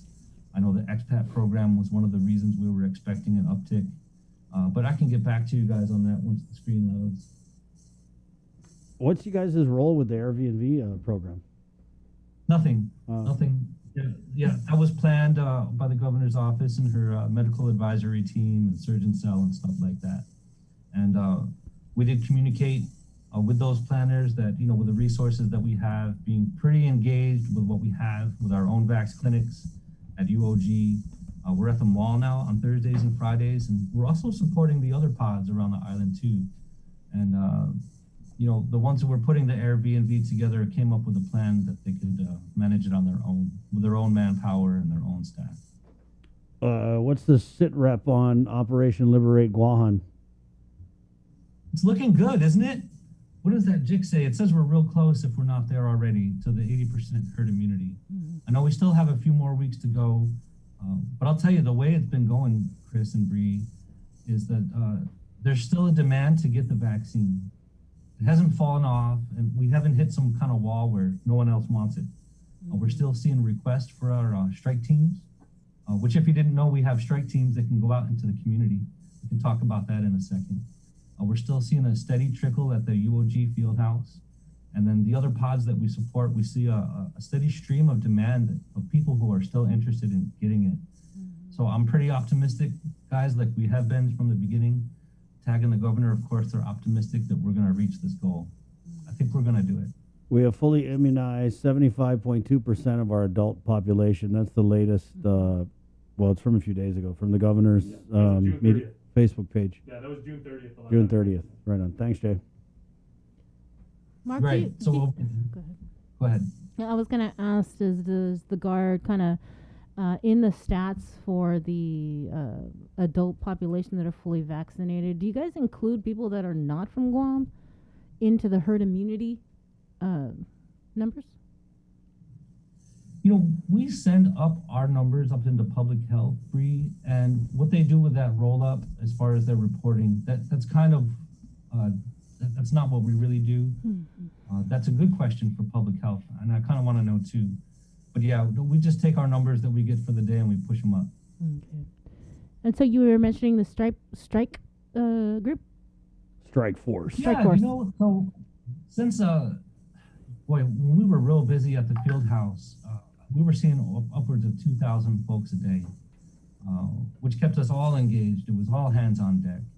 But since that number's come down somewhat, we're looking for ways to go out and bring the shot to people. So our surgeon cell, our task force medical, Operation Liberate Guam, it came up with this idea, and public health gave the blessing that we're gonna have these mobile strike teams, is what we call them. So what it is that if you have a business or an agency or a community group with about 50 people or more, go ahead and you can give us a call and we can send a team out. It's pretty cool. They got everything all boxed up on wheels and ready to go. We've done a lot of different agencies already. We'll go to your place of business, or if it's an agency, we'll go there in the morning. You can bring your employees, they can bring their families, and we'll just make it more accessible and more convenient for people in the community with a group of 50 or more. So I actually have a phone number for that. If you wouldn't mind me sharing it, if anyone out there is interested in having a strike team, just give us a call. The number is 682-2172. That's 682-2172. And then we'll talk to a Lieutenant St. Nicholas who should answer the phone and get you started and see if we can't bring the strike team to your place. All right. I did want to ask about the combatives program. Where and when can we sign up to do a feature? I know Chris has been dying to try that out. Combatives. Because they just restarted it just a couple of weeks ago, Right. I believe. The Army combatives. Yeah. So I'm glad that you asked, Bree, because I'm signing you up right now. All right. Let's go. I got some steam to let off. Yeah, she does. Yeah. Well, thanks for asking about that. You know, it's important to know that even though we're so busy with COVID, as is everyone else, and putting our daily lives back together, training goes on. We have to stay ready. We can't drop these requirements of our training that we still have. So this group of folks from the 203rd Regiment, the Regional Training Institute, they got together and said, hey, like you said, let's blow off some steam. You know, let's work on our physical fitness. Let's work on our resiliency as we go through these hard times and bring back this program that used to be real active in the Guam Guard, but it had a way of kind of falling off as people got busy. So they're reigniting it. They're offering it to the troops who want to learn a little bit about self-defense, a little bit of physical activity and some resiliency in there too, to go and train. And you know, these are people who have been to schools. They're certified as instructors, and Army combatives it's almost like MMA. You learn how to defend yourself. You learn some kind of close combat techniques. Yes, there's grappling and there's striking involved, and all those other benefits that come with it. So I have Bree, Chris, who else? Joe, sir, you're in? Jason definitely wants to show off his taekwondo. That's a big no. Jason, what Tyler about Mazzanoni, sign her up. She's coming out. Yeah, we'd love to have you guys. You know, I know you've joined us on other physical training events, and we all had a great time. So, you know, now We all had a great time watching me, but yeah, that's all right. we had a great time, and we're still sore from that one. That was pretty good. But yeah, now that you know the restrictions are easing because we have more and more people vaccinated, and we continue to do the right thing, we can start getting back into stuff like this. All right. Mark, did you get those census numbers yet? Did I get those census numbers yet? How many people we got in the QFAC? Does it say? Mark, you might literally have to pull rank on somebody to get those numbers. You know, I don't have any rank on my Ross golf shirt. Oh, I see. We have the same Taylor.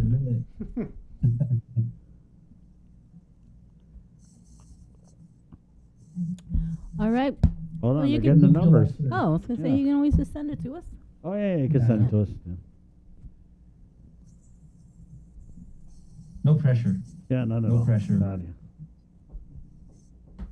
Hey, how much is the gas on base? Oh, I got a chart here that's real difficult to read. Total rooms, so 6. Occupied rooms, 49. Available rooms, 183. So this is just of a few days ago. We have 49 occupied rooms. But this is a chart from the 1st of July, and there's such change so quickly in this quarantine facility. These numbers don't reflect what's in there today, I'm sure of it, but it says they had 49 occupied rooms at the time. Oh, do you know if the Airbnb, because they're anticipated almost 200 passengers coming in today from, I believe, Taiwan, do they go to the government quarantine facility? So I'm going to just kind of go with what I read in the JIC release myself, because we're not part of the Airbnb.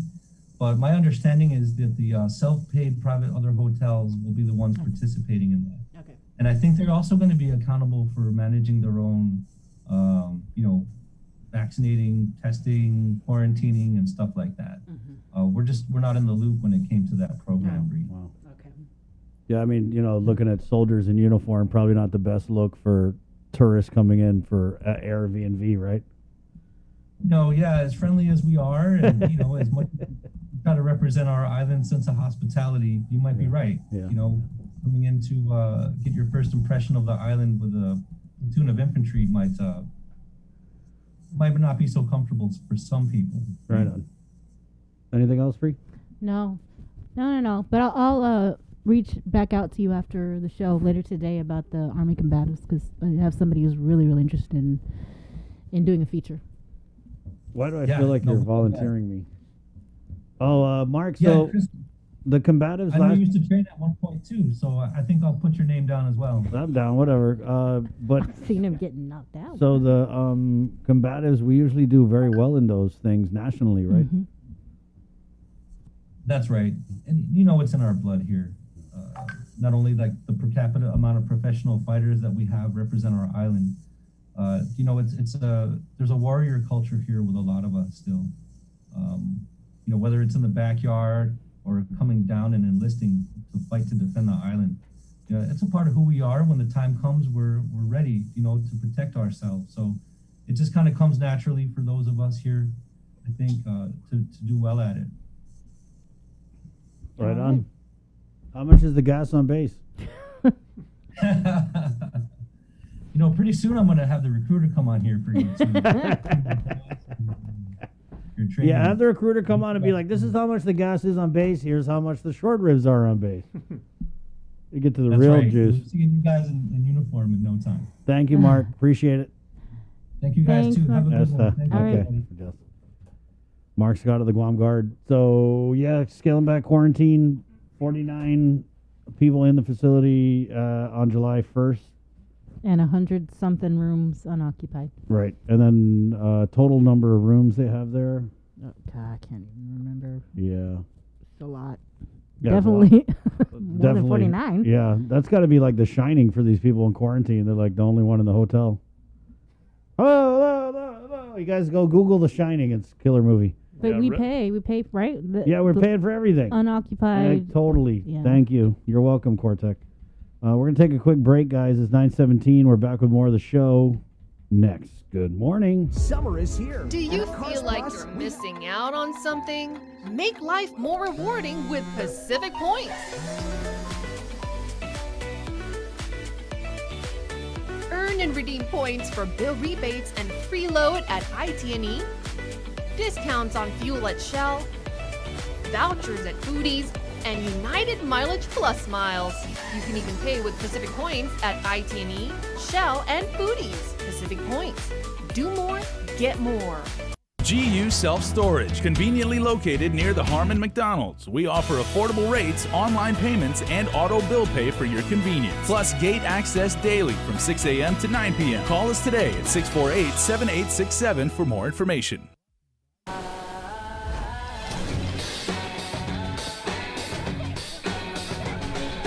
Make sure you're connected. The writing's on the wall. 'Cause if your mind's neglected, stumble you might fall. Connection is a human necessity, one we need today more than ever. And with the new First Hawaiian Bank mobile app, you can stay just as connected to your finances. And it all starts with yes.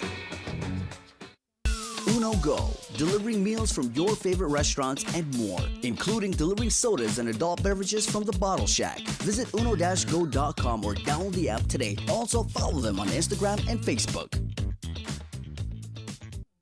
Catch SportsLink on the KUAM News Morning Show, The Link, every Friday to hear about the latest in sports news, game schedules, athlete profiles, and more. SportsLink, Brought to you each week by Cure Alkaline Water and Mariana's Irrigation and Landscape. airs every Friday across the multimedia platforms of KUAM. Tune into the broadcast on Breeze 93.9 FM on KUAM TV 11, live streaming through the KUAM News Facebook page, or view highlights on YouTube, KUAM News Facebook, and Instagram. SportsLink is hosted by Dave Delgado through KUAM Sports, and he will make sure that everyone knows what is happening on the fields, in the gyms, and everywhere in between.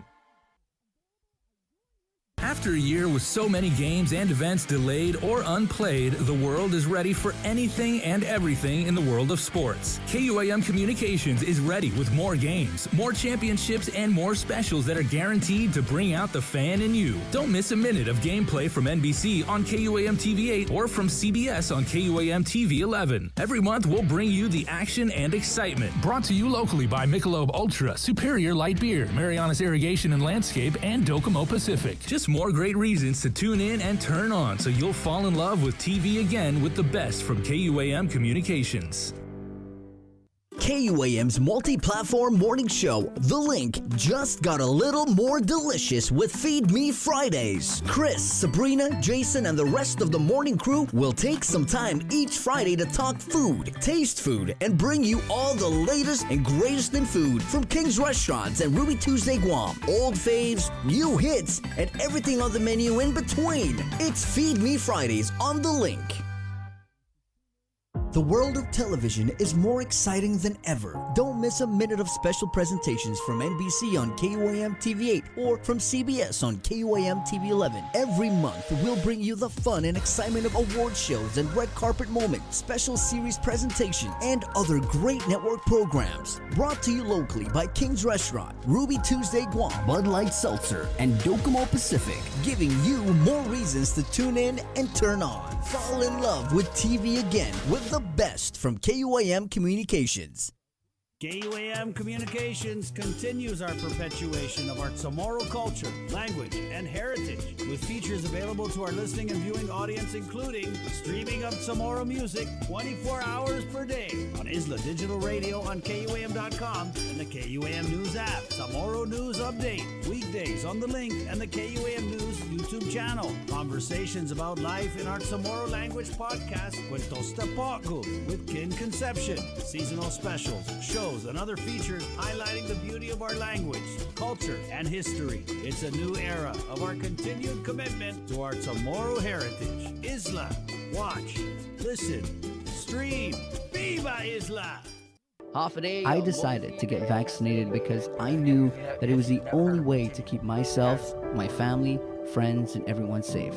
And it was also my way of contributing to the fight against COVID-19. And I also encourage everyone out there, and especially those in the FSM communities here on Guam, to do your part and get vaccinated.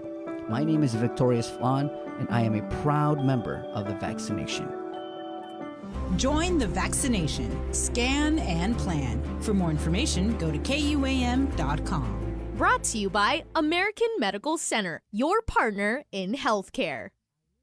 Looking for TV schedules, upcoming sports, or special presentations, or what you may have missed over the busy week you had? Well, look no further than KUAM Digital Digest. This weekly emailed newsletter puts all kinds of information in the hands of subscribers each and every week. Just subscribe and we will make sure you keep up with your favorites and stay informed and entertained throughout it all. Go to KUAM.com, click on the newsletter tab, give us your email address, and you are all set. Brought to you in digital partnership with King's Restaurant and Ruby Tuesday Guam. It's the KUAM Digital Digest, your weekly guide to the latest information and best entertainment on the stations and platforms of KUAM.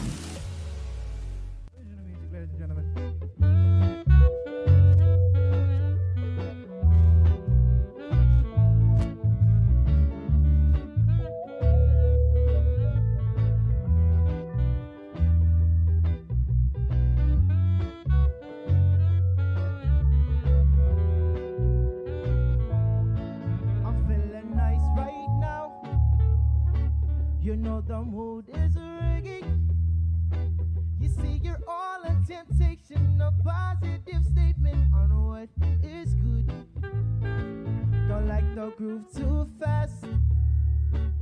me like it nice and slow.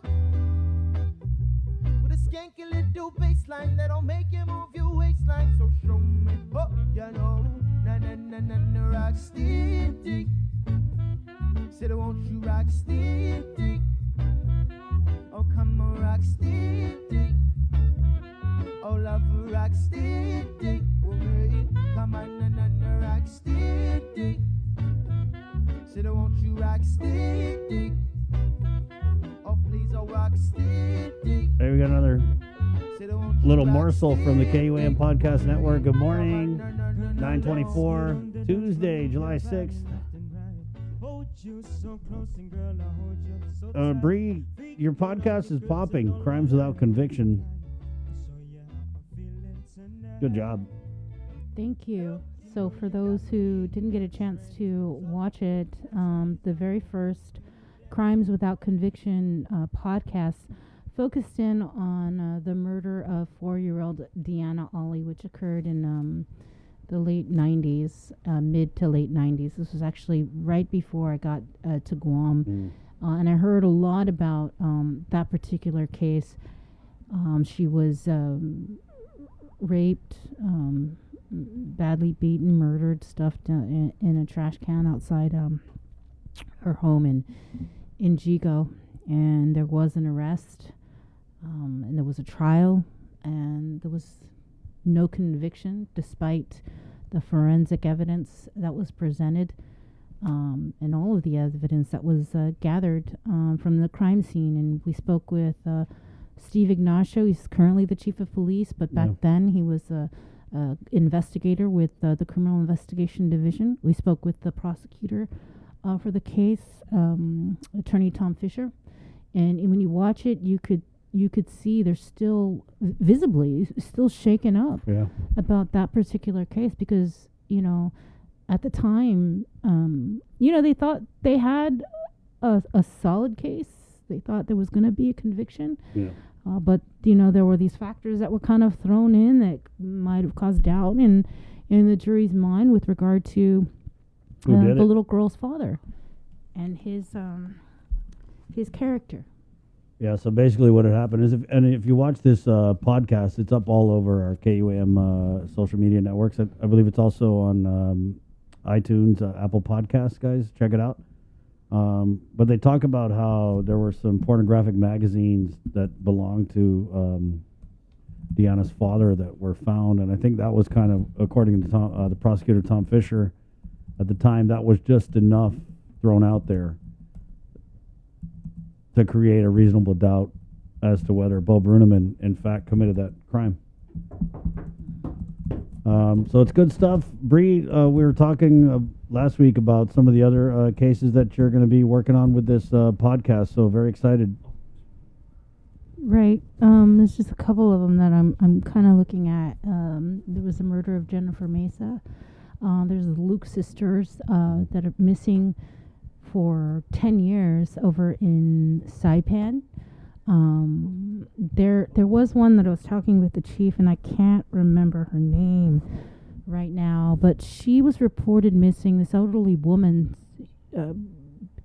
want to say it was possibly in the early 90s, maybe even in the 80s, and she was never found. Right. And they suspected the husband, I want to say, because we're talking about the same case, Mhm. and then he eventually died. Right. So nothing. Right, and I want to say when I was talking to the chief that, you know, she was known kind of like to be travel, but there was no logs from the airport or anything that she had ever left Guam. Right. Yeah. And they were going around to different homes, you know,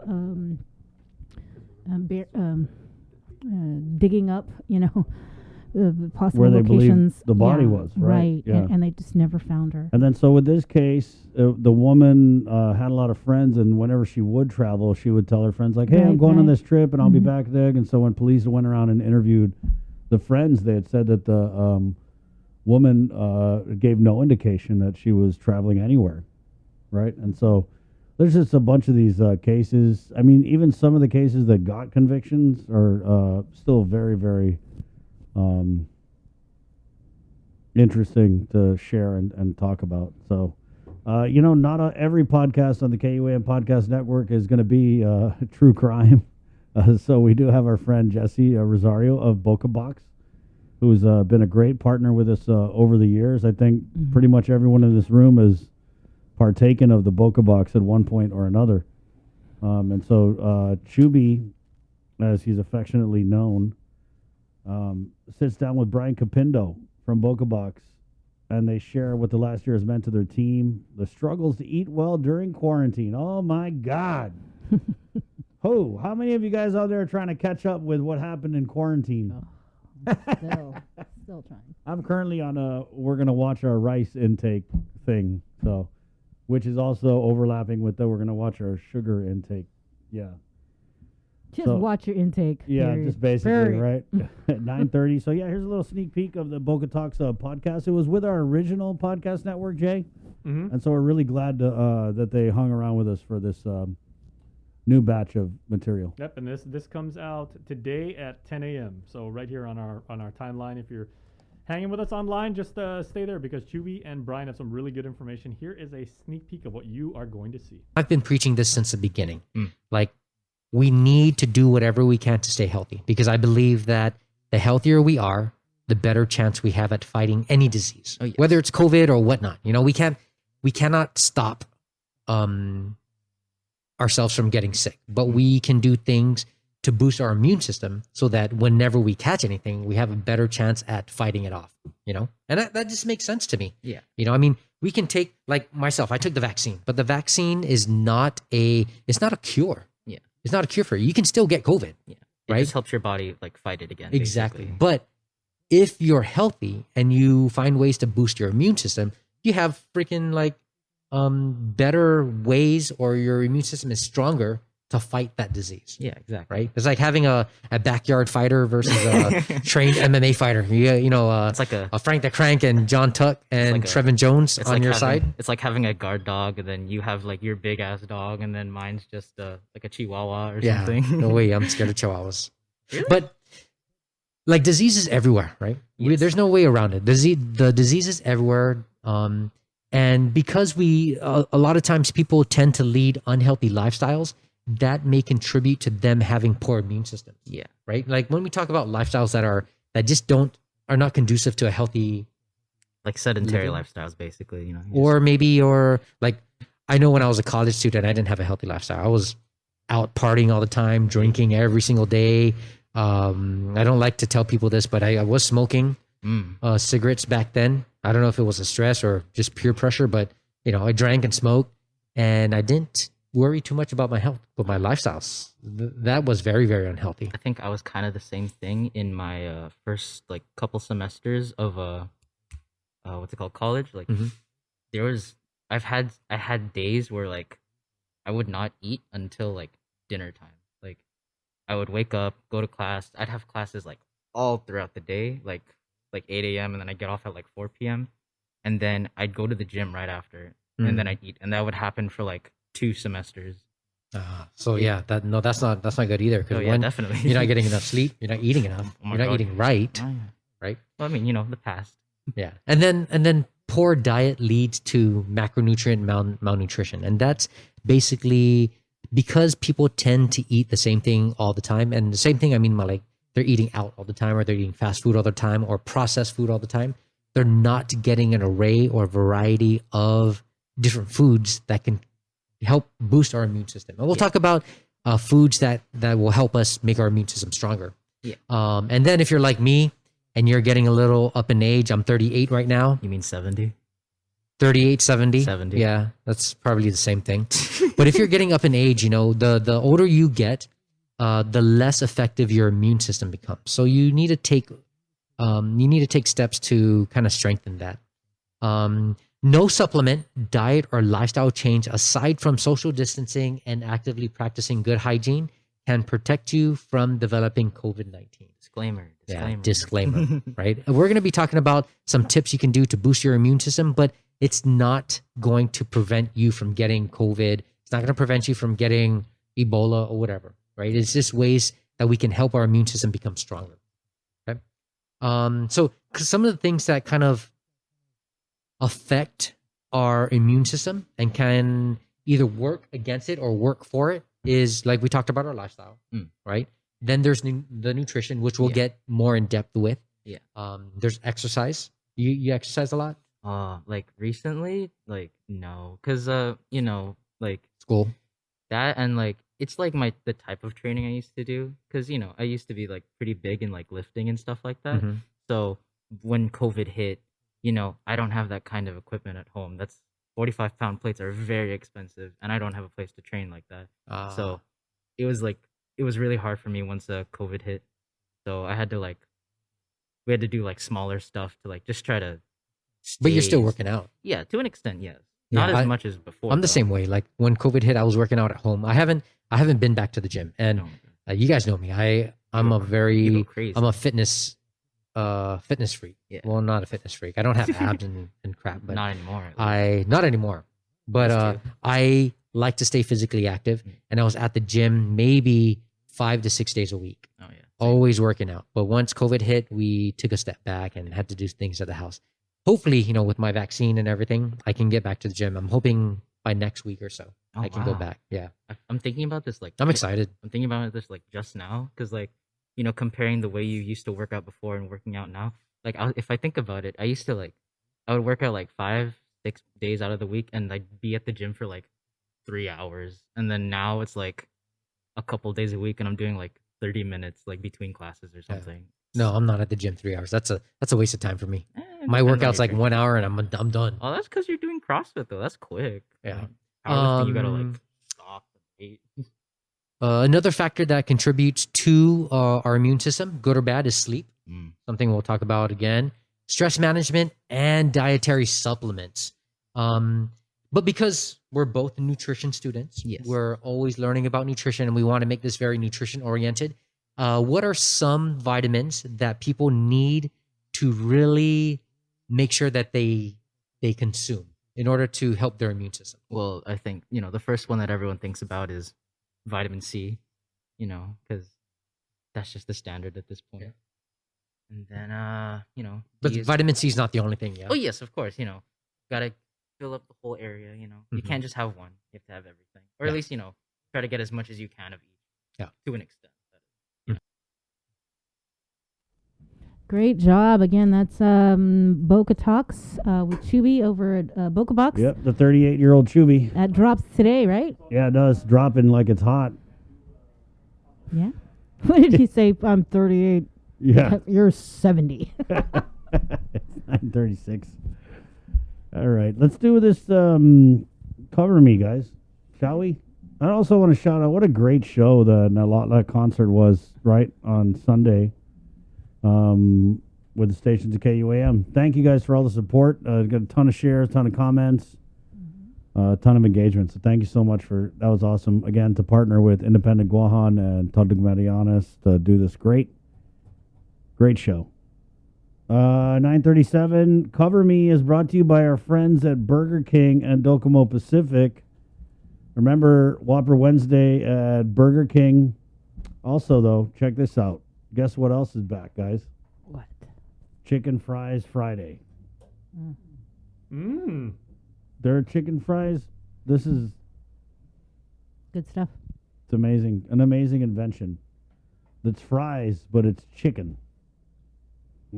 My only question is, what took you so long? I know. Burger King. Right? That whoever invented chicken fries from Burger King, they need to win the Nobel Peace Prize. It's Chicken Fries Friday. It's back at BK. I love BK chicken fries. Remember Fridays. And also Tumana and Aganya, they have their French toast breakfast sandwich now available at BK. It's also brought to you by Burger King. And this morning's Cover Me is happening right now at 9:38. Good morning.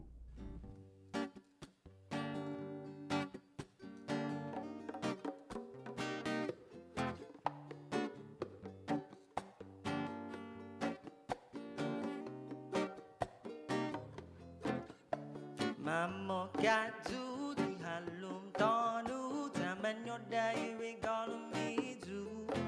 Legu sai nama osi nani na esti bepute hitanu me do. But then I look up to the north, over to the west side. All the lands they be taking, all the bodies and through the potential of the desecration levels and water contamination for the sake of their own nation. Offer to my mama, kita no, offer na kalanesti. What if the water gets contaminated, ancestors are reinvented? Oh, tell me, how could this be?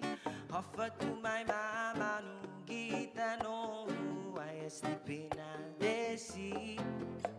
Munga malefa hale mu te considera tano mu te hofa baron so gui humano tu gilantu tana boka gahu siha ayatani bunitu natano hu ay husen magu munga manuli mastano hu. Oh, can you hear me when I'm singing this song? Or do they hear me when the plans go wrong? Or will you hear me speaking in your tongue? Tanu matamoru itano the where we're from. Offer to my mama nu gitano offer na kala esti. What if the water gets contaminated? Ancestors are reinvented. Oh, tell me, how could this be? Offer to my mama nu gitano ay estipinal desi. Munga malefa hale mu te considera tano mu te offer baron so gui. Offer to my mama nu.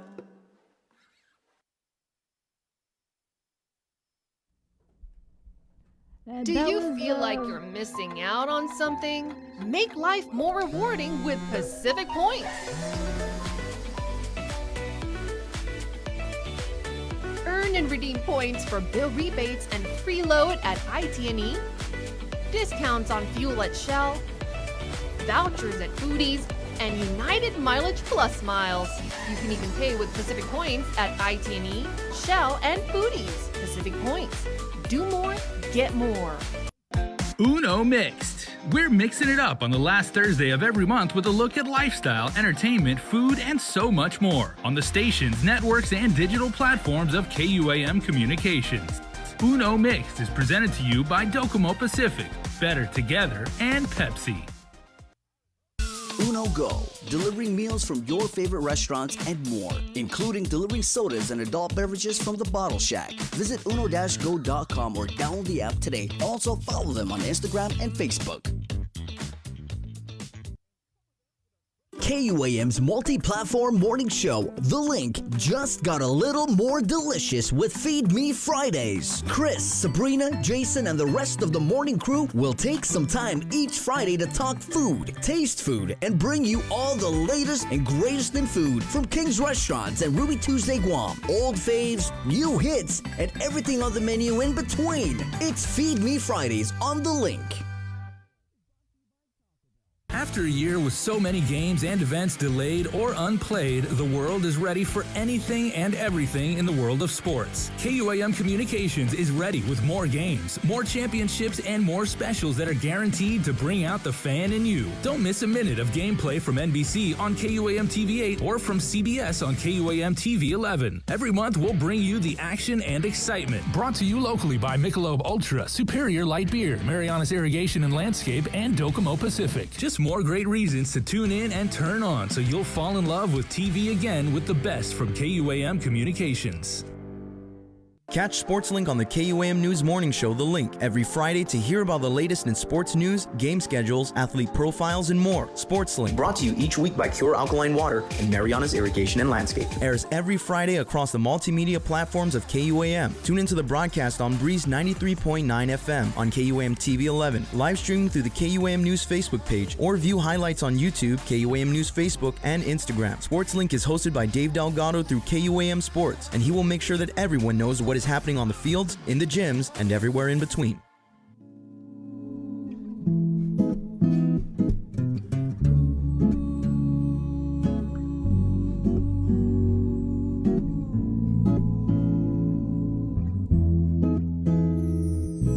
Mayo, from the place that I call home, but she's calling my name. Yeah, she's calling my name. Mayo, beautiful blue seas, but I'm playing the game, trying to get to this fame. Oh, oh.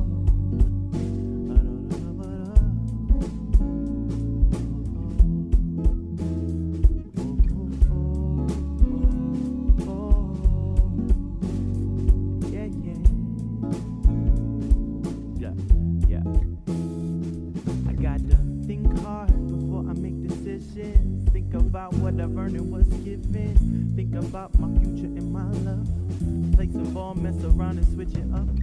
Mix some C's with some B's and make a book. Too many trees. So they had a big press conference yesterday with the doctors relative to Bill 112, Bree. And this bill would amend medical malpractice arbitration, would also enable cases to be reviewed by a magistrate judge. I think the arbitration would still be an option if both parties agreed to it. But I think the gist of it, as we've discussed here with, the bill's main sponsor, Speaker Terlahi, is that as she sees it right now, the facts are, and if you have a malpractice complaint against a doctor, you have to go through the arbitration process, which requires you to pay tens of thousands of dollars up front. And so I guess the center of this bill is providing more patients with access to justice. But the doctors, when I say the doctors, I mean the doctors, like they've all come out hard against this bill that hasn't even, they came out before it was even introduced. And then after it was introduced, they had begun sending letters to patients, including Senator Teletatigwe, who's also a co-sponsor of this bill, sending letters to patients saying that, because of 112, specialists weren't going to come, and whatever specialists we do have here, we're going to leave, and doctors who are here, who are performing specialties that may be outside of their normal area of expertise, would stop performing those procedures. So the doctors had a press conference yesterday, and there was just a bunch of them. They had Dr. Mike Cruz, of course, Dr. Tom Shea, who's one of the most vocal critics of Bill 112. Lillian Posadas, the hospital administrator. Dr. Berg. Dr. Berg, you okay? Yeah. And Lillian even pointed out that she said, technically she is not a physician, but she is an RN, and she is, the head decision maker at GMH. So, her voice also carries a lot of weight. That was interesting that she came out, because she is like you said, the administrator of GMH. Mm-hmm. And I think the governor had come out with some criticism of this bill last week. And I think that kind of, if you stick your finger in there and the governor's hating on something, then you're probably free to just go hate on it too, or provide some, concern. So we do have a couple clips from these doctors at this press conference. But the public hearing hasn't even happened yet. It's tomorrow, right? They did have that informational briefing a couple weeks back on this particular bill. Right. And then ever since then, wow. They've been going all out. And I just feel like, at the end of the day, are the doctors addressing the patient's access to a system that they don't have to pay tens of thousands of dollars to just to get in the door, right, to file a complaint? Are they addressing those concerns? No, they're not really. They're mostly saying that this bill is going to make specialists not come here, and whatever specialists are here are going to leave, and then you have some doctors who have been here for whatever amount of time. I know Dr. Shea's been here for about 20-some years, and he's really gone hard on his Facebook page, and he's basically threatening to leave Guam. He says, if this bill passes, then, see ya, I gotta go. It's been great. Nice knowing you. See ya. And, some of his posts have been pretty crazy. I think he had one, he said, Speaker Terlahi is brainwashed. And he had another one that said, Speaker Therese and Tello don't care about women and children.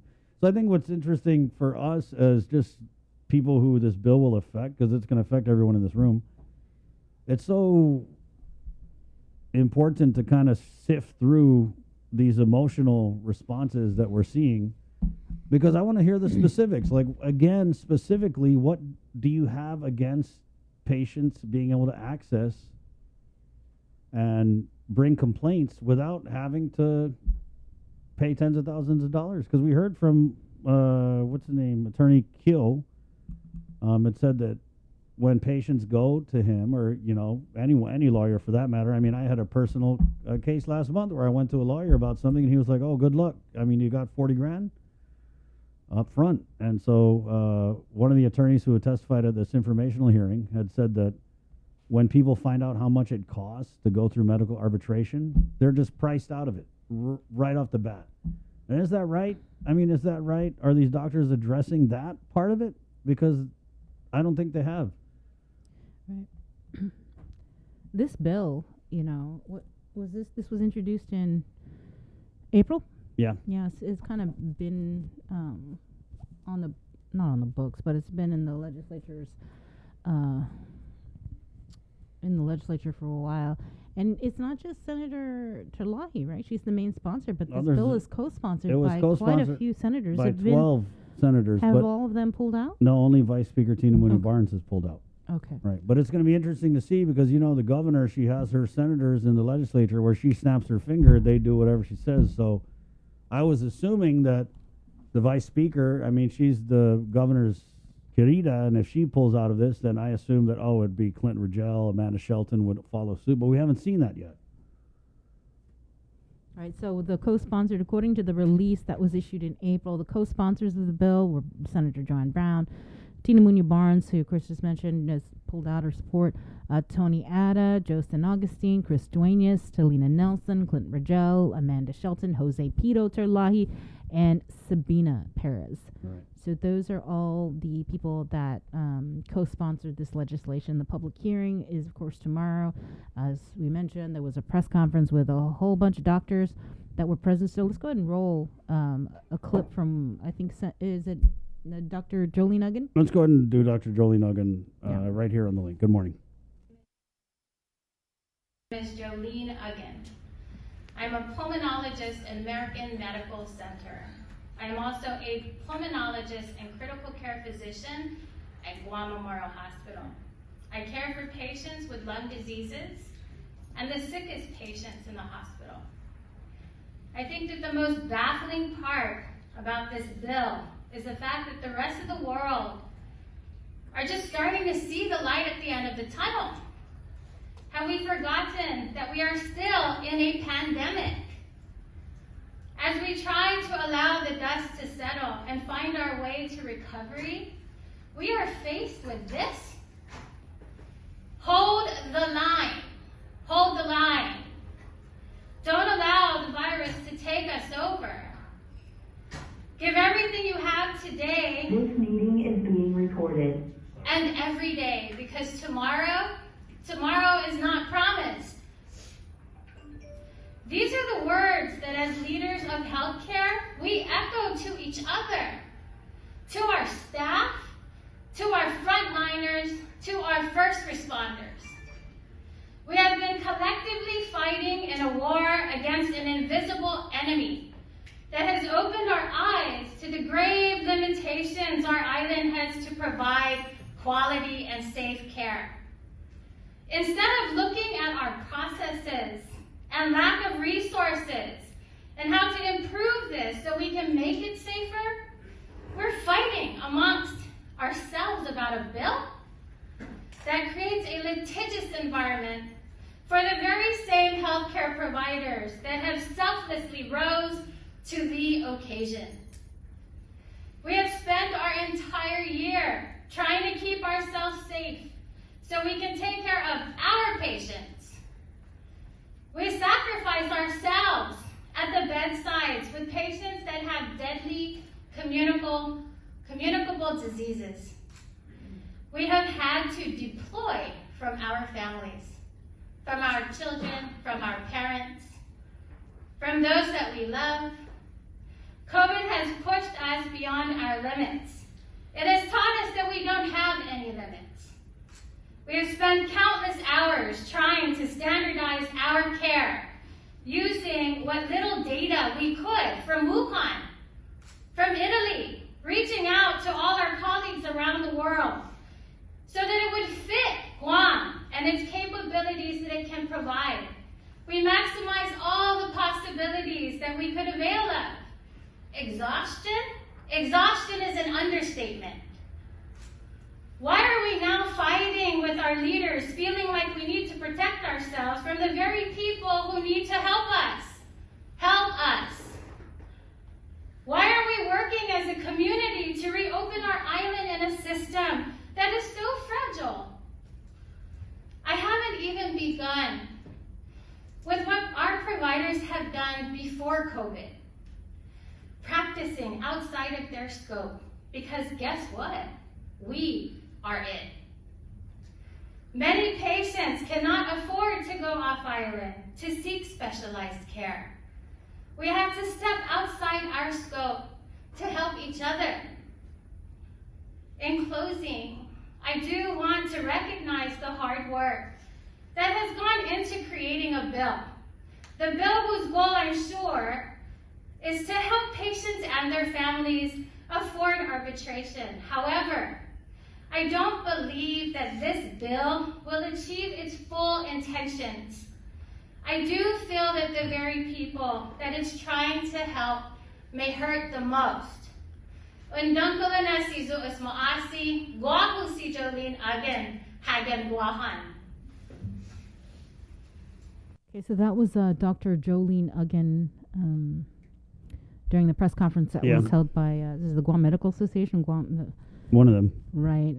So Speaker Terlahi, she actually issued a press release and a response to that press conference, and she basically says that we need to stick to facts, not fear. Physicians have a big voice and great influence in our community, and it is truly disheartening that some of the discussion on this bill has crossed a line into threats against patients, name-calling, and outright misinformation.